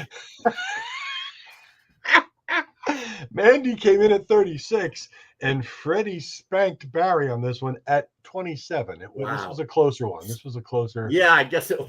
Delta, but I'm sorry, but you know, wasted days and wasted nights. What a Freddie just wasted me. He got me back. He got me back. I'll assume he's up there. I'm not going to. His 50s and 60s stuff makes him deserve heaven. He should have quit before the 70s, though. Well, I guess his pocketbook would say no. I'm glad I didn't. Well, we don't want to waste the rest of your day or this night. Right. All right, 1976. This one I had a lot of fun putting down on paper just because. But would you say the higher hit was She's Gone by Hall & Oates? Or one of your all-time favorites, Rock and Roll All Night, the power pop classic from Kiss? I probably don't even need to go there, but I like Kiss. I've always liked Kiss. I just don't think they're power pop. I love a lot of bands who I don't think are power pop, and I love a lot of bands who nobody would think are power pop. But Rock and Roll All Night, especially in this live version, was very, very cool. Yeah. Having said that, though, favorite Kiss song? What's my favorite Kiss song? Good question. Yeah, I don't think anybody's ever asked you. I mean, I know we had the power pop conversation, but I have to admit the one that keeps going through my head, and I know it's a fairly lame song, but I think it has the best hook of any of their songs. Lick It Up. Calling Dr. Love. Calling Dr. Love is one of my favorite Kiss songs. Yeah, I had a friend back then who was a Kiss fanatic, and but I had a couple of singles. I had Calling Dr. Love, and the other one was Christine 16. Could you imagine Christine 16 coming out now? That'd be impossible. Do radio stations even play it? I don't think so. But you got a guy saying, "When I saw you at that school, I knew I had to have." I mean, I assume he's not supposed to be a teenage boy. I assume he's supposed to be in his 20s saying that. You know what? If anybody watches this right now live, or if you're going to watch the archives, drop us a message. Would you like to see an episode where David and I just talk about songs from the 70s that could never be released today? You got 7 hours? That's not what we need. That'd be. We could go through like the top 20 of each year in like the 70s and say, nope, this one could never be released today. And Christine 16. All right, now, I was wondering if I should talk about this, but now since we brought up the subject, everyone whoever's still listening, get a load of this. I occasionally, especially with recovering from this surgery, I've been watching a lot of YouTube, and I've been watching All-Star Family Feud episodes, the ones Richard Dawson hosts, where teams from particular TV shows matched up against each other. On this particular, for charity, of course. On this particular one, we had Lost in Space versus Hawaiian Eye. Some of you may not remember Hawaiian Eye. I really didn't, other than what I read about it. I don't think I'd ever seen one. It was a show that Connie Stevens and Troy Donahue starred in 1959. I think it was on for a couple of seasons. Anyway, so the question was, I have to make sure I get this right. Name something evil that you've never done that you might like to try. So Hawaiian Eye wins the right to play. Or no, actually, I think Lost in Space passed to them. But anyway, it doesn't matter. they get to this one guy, the one true Hawaiian guy in the cast. I think his name was Poncia Ponce or Poncia or some weird name like that. He says, and almost very triumphantly, like, I've got the perfect answer. He actually goes, raping women. Can you imagine?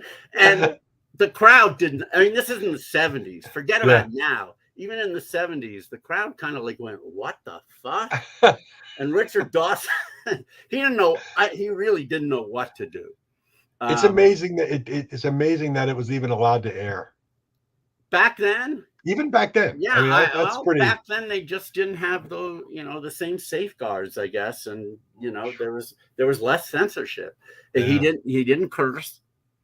But I don't know. They let it air.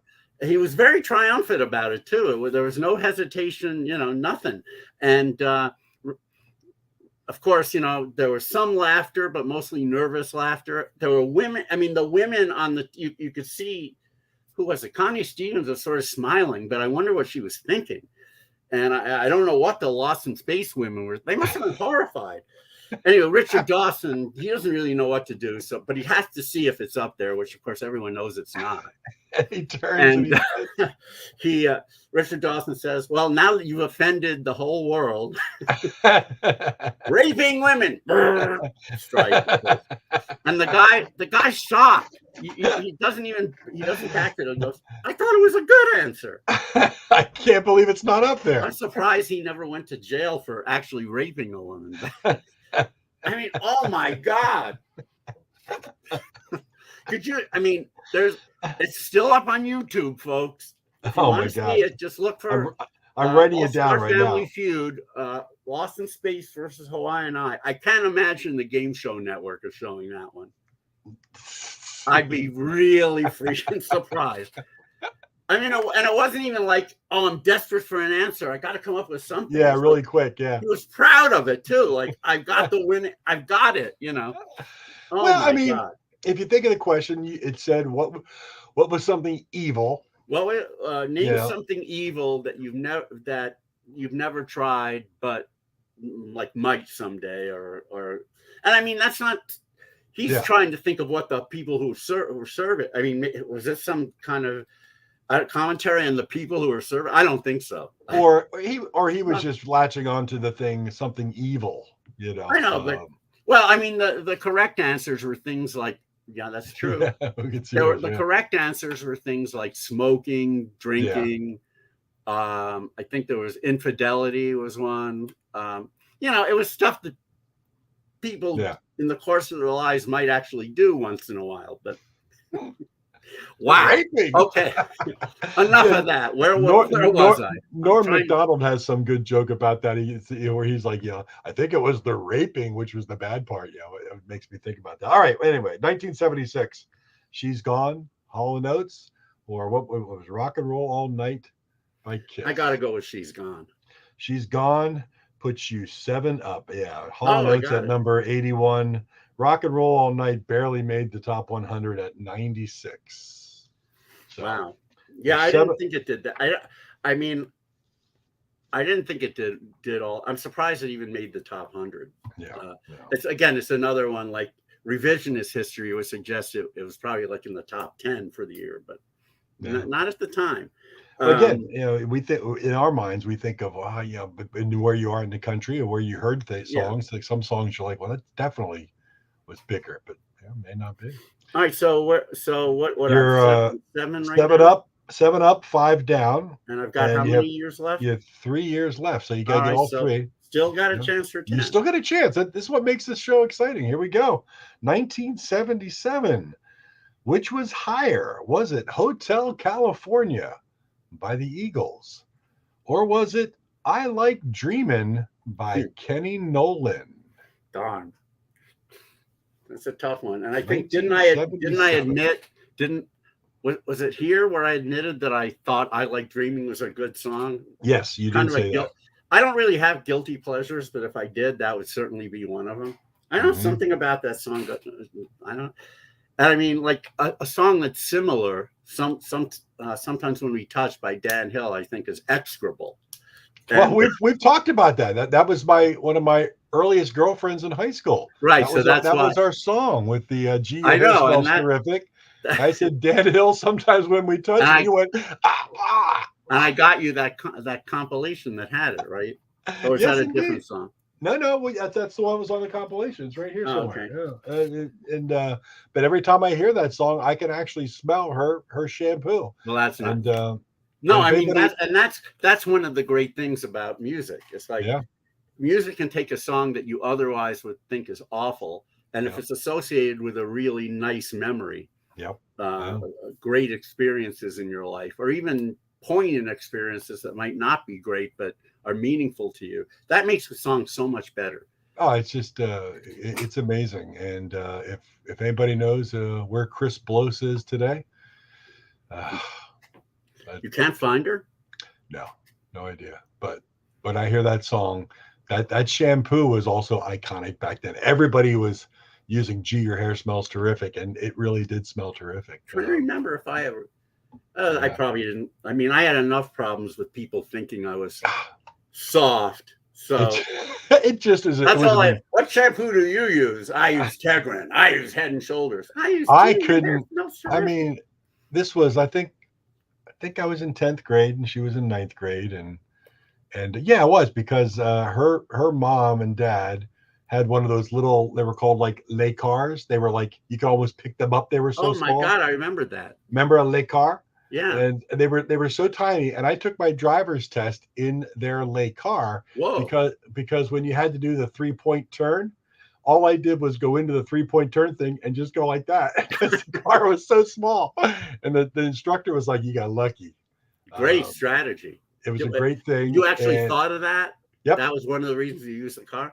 Yep. Okay. And then when you had to do the parallel parking, you basically got out of the car and just pushed it in. It was so small. Wow. For a 16-year-old kid, that is brilliant. But her hair would make my knees weak. And then our song, sometimes when we touch Dan Hill, and now if I ever, and you don't hear that song very often, but if I do, it's like my olfactory senses, I can just smell it. It's amazing. That is sweet.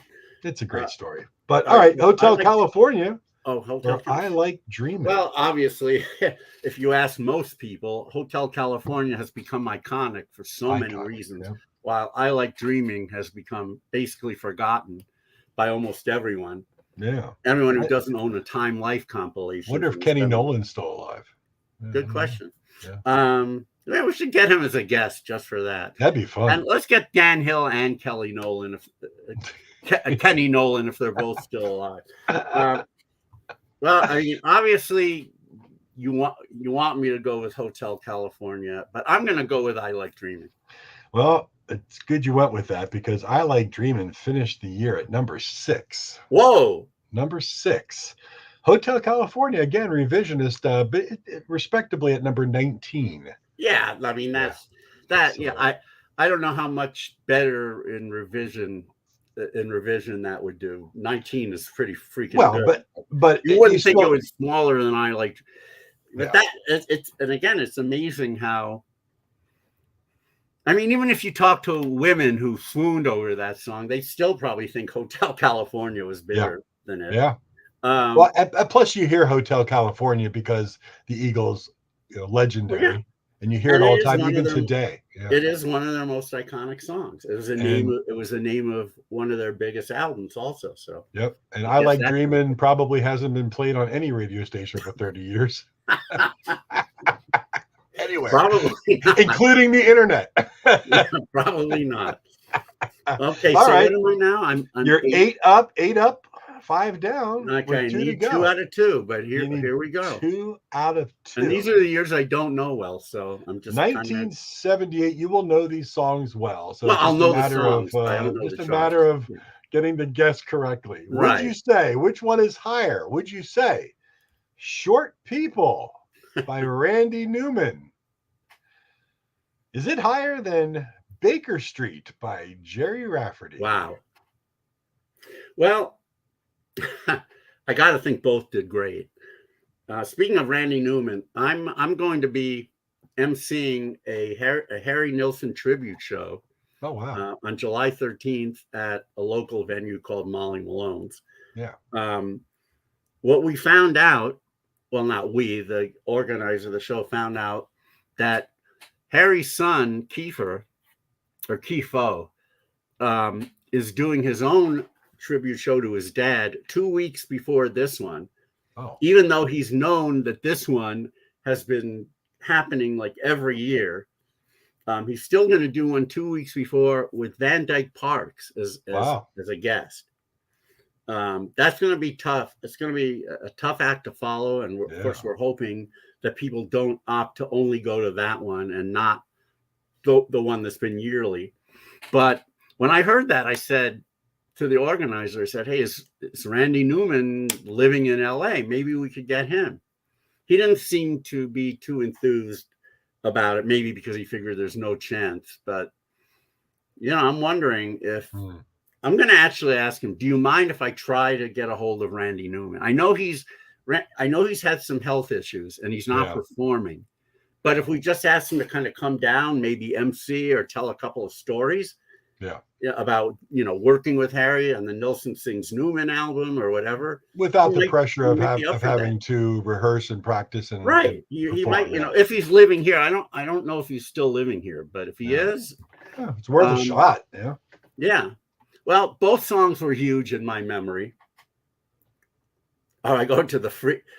You had to throw in free, like I wouldn't pay if I had to.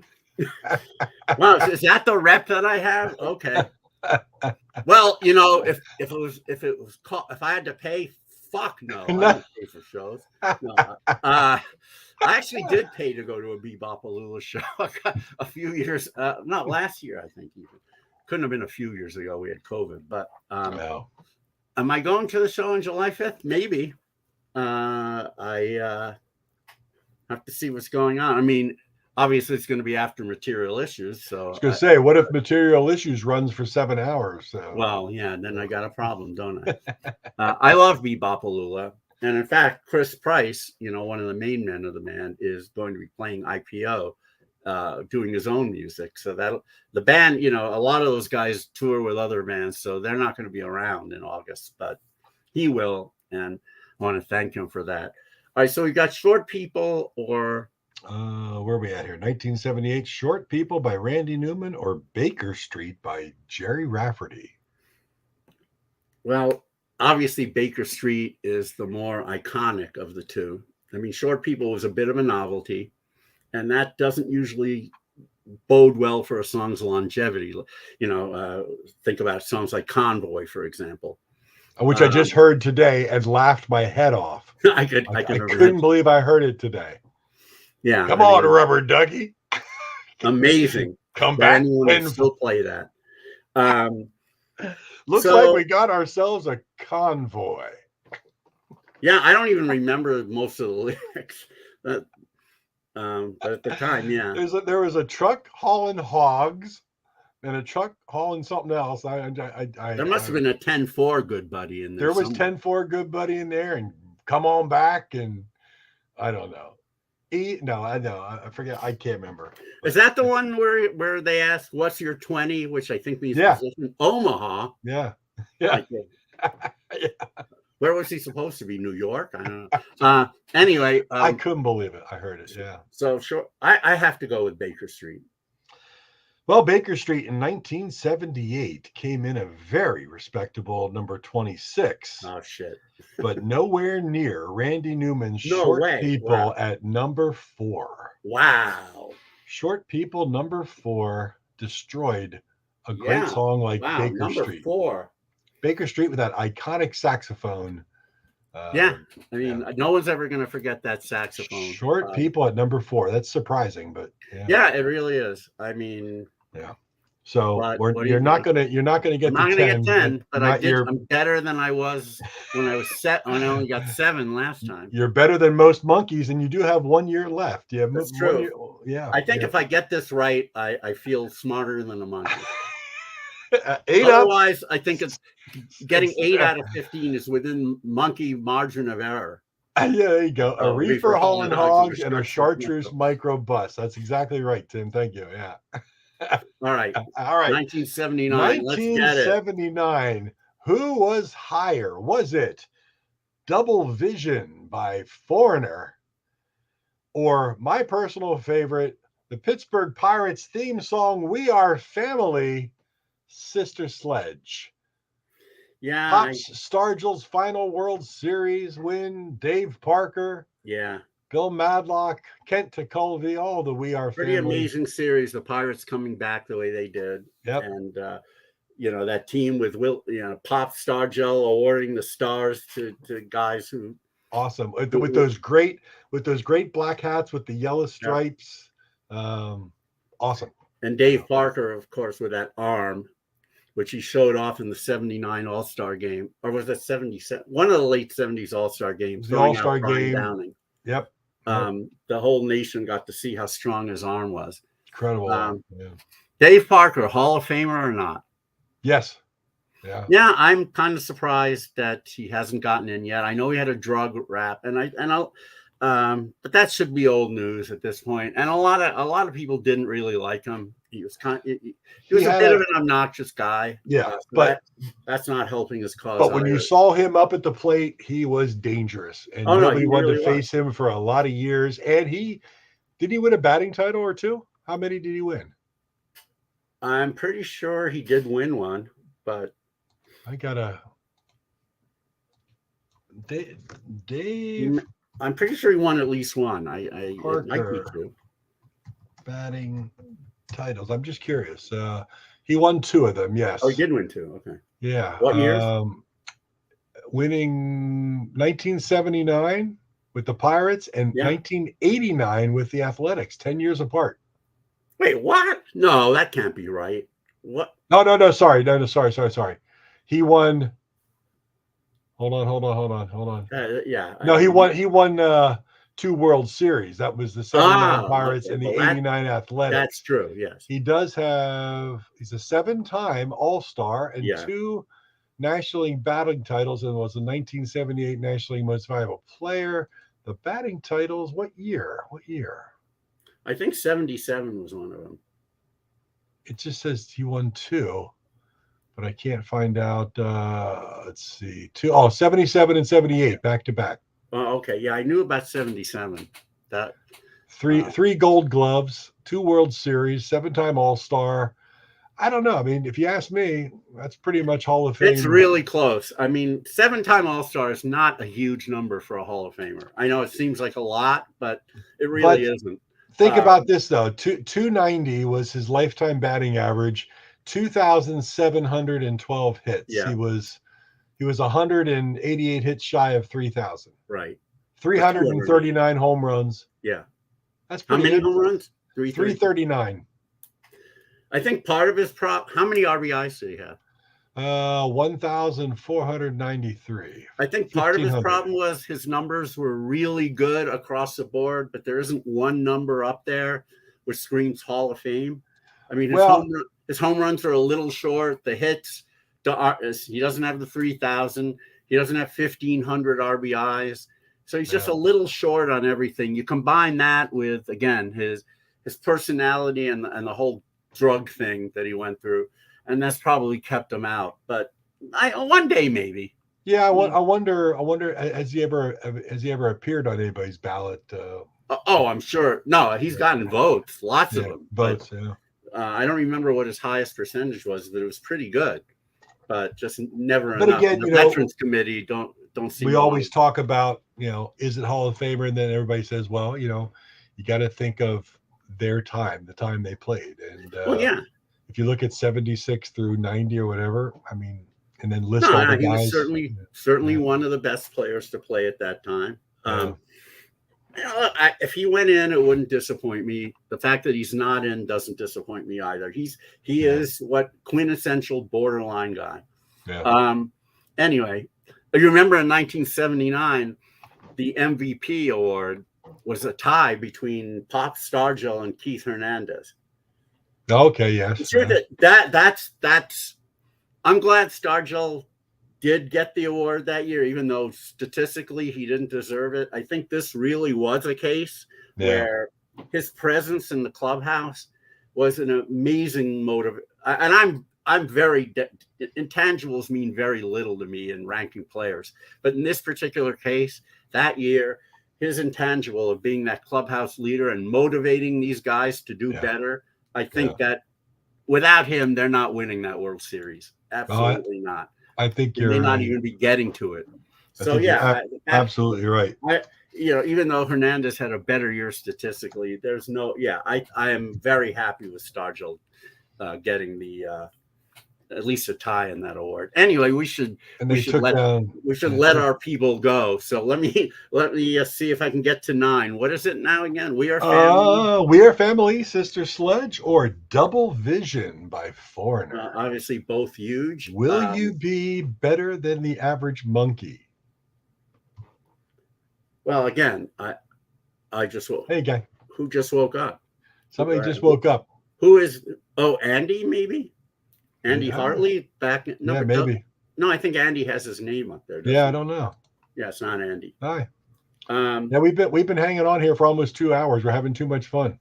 Yeah, I mean, we had great guests with the Midnight Callers, and then playing Who Charted and watching me make a monkey's fool of myself. And I don't mean EES, I mean EYS, EY apostrophe S.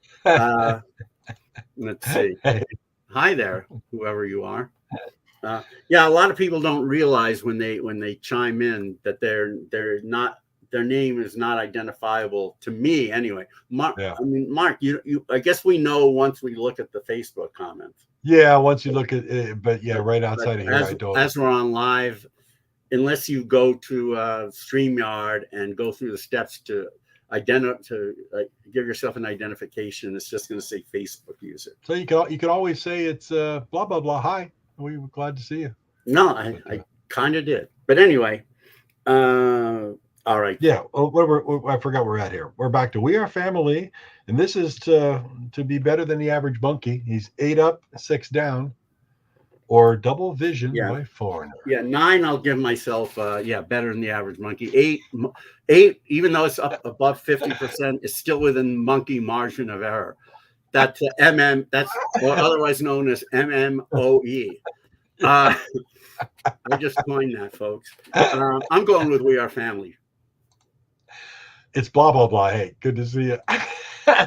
We Are Family. Well, thank God you went with that, because We Are Family came in at number 53, destroying Double Vision by Foreigner at 88. So you are smarter than the average monkey. Oh, my God. Up. Yes. 9 up. Hey. Oh, Dice K. Holy cow. Nice Hi, to how see are you? Nice How to you see feeling, you. Dice K? Obviously, I've been seeing your Facebook posts. I know that you're doing better, and we're really happy about that. Yes. Thank you so much for joining us. Nice to see you. For those of you who don't know, who are listening, Dice K is the owner of Wizard and Vinyl, a really cool label from Japan. Yeah. Back in the day, in the power pop day, he released a lot of awesome power pop albums, and hopefully a lot more in the future. So Dice K, thank you so much for joining us. Wonderful. Good to see you. Yeah. And so all right, 9 out of 15. Hey, 9 up, onward and upward. 6 down. We didn't hit the magic 10, but that doesn't mean we stumped the bash. It's just the goal wasn't reached, but we had a lot of interesting conversation. Especially the heavy 100 of 1970. But you nailed chart positions there, which was amazing. But we learned a lot. We learned how much you enjoy I Like Dreaming by Kenny Nolan. And Tim got 11 out of 15, so he's going to go play the lottery right now. Wow. Very good. Very good. Mister, you're a better man than I, to quote Manson Man. Which is great, because you can play along with us. You know, we give you plenty of time to think about it. As long as you don't. It's funny, I did very well on the John Borak game, but haven't been able to replicate that on. Well, there's a couple things. Number one, I try hard to pick 2 songs that are going to make you, even if they're 30 chart positions apart, they're going to make you go, And number 2, I try to lead you down paths.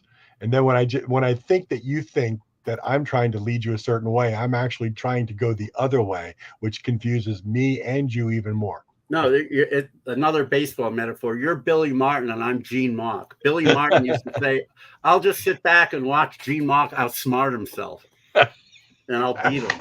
And you definitely, yeah, you played me right into your traps. It's a lot of fun. So what do we got coming up? Who do we have coming up? Well, next week we're back to Wednesday, as we will be the following week. Next week, after everyone, well, most of you enjoy a hearty 4th of July weekend, we will be back on Wednesday, July 5th, with one of the main men of the great, you talk about power pop renaissance as we did, one of the great early mid 90s power pop bands who came back several times during the course of the years, Wanderlust. Yeah. He's also had other bands like Feel, Bachelor Number One. He's had a major label deal with Curb Records, which is a subsidiary of Warner's. And he's going to be touring Europe. I would assume playing some songs we haven't heard yet. Yes, we are talking about the man, the myth, Mr. Scott Sachs. Wow. Will be our guest on Material Issues next Wednesday. But just as a heads up, we will be starting a couple of hours earlier at 4 o'clock Eastern, 1 o'clock Pacific, because Scott will be in London at the time, and it'll be 11 o'clock, and he'll be dead tired from travel. So we're going to give him a chance to get it over with at 9 o'clock his time. Yeah. And then and like that. So yeah, so I'll be of course posting about it, but 2 hours earlier next Wednesday. Awesome. And then the following week, it's only been postponed twice, folks, but maybe it's fitting because again, it is the essence of why we called the show Material Issues in the first place. Yes, finally next week, unless my dentures fall out or I get hoof and mouth disease, which I feel like I have right now anyway. Wednesday, July 12th, we will have Ted Ansani and Mike Zelenko, bass player and drummer respectively, of Material Issue, the iconic power pop band whose first album, International Pop Overthrow, inspired the name of my music festival. And obviously we need to have them on, and we'll be talking about the band and the their material reissue, Renaissance, and also the documentary that just came out on Material Issue. So that's who we have lined up so far. Obviously, irons in the fire as always. And the next 2 weeks are going to be fantastic. Great guests. It's going to be a lot of fun, and we're happy that everything's working out with your oral surgery. I gotta tell you right here live on air, you look fantastic. Really? You sounded fantastic. I think your smile is great right now. It's just gonna I will be getting, as you can see. Thank you, Tim. Thank you too. Have a great 4th of July weekend. These teeth will be sitting lower, and part of it is aesthetically. I would like that more, and also I have a harder time opening my mouth. Don't go there with jokes. Oh, they're starting to pile in already. Oh my God, I mean, can't keep up. And I've tried to eat solid food, and it's been really difficult. Having to reorient my mouth to these teeth has made it very difficult to chew. I don't know how to chew. I have to relearn it. I know Rena sent me a text saying that you were making ketchup potato chip milkshakes. Yeah, that's the only way. I said, that's disgusting, but And I can't move my tongue like I used to, so that is not a good thing in the bedroom either. So, hey, I forgot to tell you, I did open up that those kettle chips special sauce chips. Oh, really? They were really good. What's the special sauce? I don't know. It doesn't. Hold on. Hold on. Say, is it Worcestershire? It's not Worcestershire. Hold on.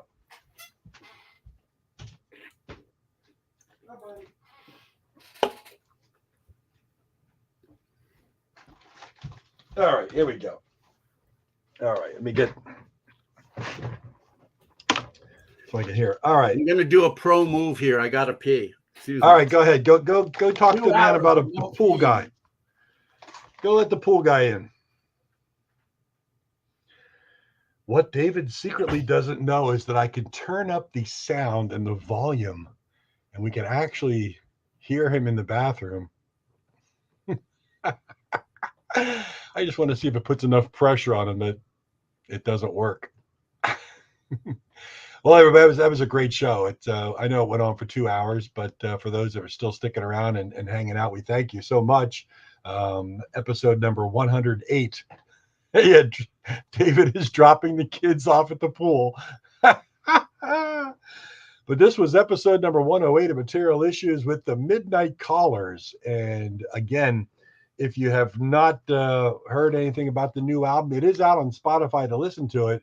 But there's the CD, Rattled Humming Heart, midnightcallers.com, Amazon, all kinds of things.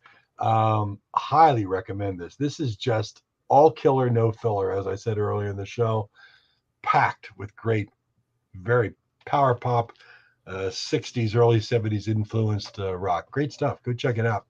And here comes David. We'll finish up tonight by just letting him know that this was the kettle chips, and it was just called limited edition special sauce. Wow. That's all it was called. And when you look on the back, they always say, this is what it just says, a unique blend of ingredients and spices that create a flavor that's hard to describe. So then you look over to say, well, what flavors are in here? But it's got tomato, mustard, honey, and spices. Like vinegar, garlic, onion. There's no cheese, but it's a mustard, tomato-y, and it's not a real heavy, big, like, pow, hit you in the face kind of spice. It has a little bit of, and I get a little mustard and ketchup. Wow. All right, you know what? That sounds like it might be I'm not a big mustard guy, but I am a big ketchup guy. It's probably, if I see them out here, once I get these things reoriented. And this Kettle brand makes really nice crunchy chips. They do. They do. And that's what I like. I happen to love their dill pickle flavor. Right, how I won't eat chips in front of you because you can't eat. That's okay, you can. Actually, chips, now that I think of it, chips would probably not be that hard to chew. You can get it in there and just kind of let it melt. But the problem is, with the way my teeth are, instead of swallowing it, most of it would fall in those crevices. Yeah. That's the biggest problem. Again, my tongue is not oriented to this, so it's not good at moving the chips around. Love the yeah. Is this Daisuke? Fun's interest. That's got to be Daisuke. Yeah. Well, we have a lot of fun here. We not only have great guests. Maybe Daisuke should be a guest. Yeah. I don't know if he's comfortable. I know he understands English very well. I don't know if he's comfortable enough speaking it, but as a guest. But I'll have to work with the time change, and we're. Oh yeah. Well, yeah. Well, I mean, if he just woke up, he could wake up maybe an hour earlier or 2 hours earlier, and we'd get this thing going. Another great show, my friend. It really was. And thank you for saying what you did about my appearance. Looks great. I was very self-conscious. I was looking at myself a lot. And but once I started getting into, relating to the guests and the game, I wasn't thinking about it too much. Yeah. And that's where I really have to get to it. Like everybody else is. They don't, when they talk, they're not thinking about what their face is doing. That's no, it's true. You got more comfortable with all of that. So yeah. Real good. All right. Well, cool. Have a wonderful night, everybody. Yeah. Enjoy the show. And if you haven't joined the group here on Facebook, make sure you join the Facebook group and tell all your friends about it. Let them know. Please. Over on YouTube at materialissues.com. Subscribe there. Then you'll get our updated emails early in the week that tells you what's going on later in the week, who's going to be here. We don't spam. We don't send out a lot of stuff. We just like to let you know who the guests are a day or two in advance, and then you can join us or watch everything archived on both those channels. So it's great. Thanks again. Yeah, thank you. Yeah, again, thank you everyone for supporting us, for watching, especially those of you who watch each week. We always hope to see you. We're glad to see you. And for those of you who are residents of the good old US of A, have a really great 4th of July weekend. You know, just be careful. Stay away from them fireworks, especially the ones that blow fingers off and things like that. We don't play with those. Yeah, don't play with those. definitely But not. have a great holiday, and you enjoy, my friend. And You too. we'll be in touch soon. Everybody have a great night. See you next week. Material Absolutely. Issues.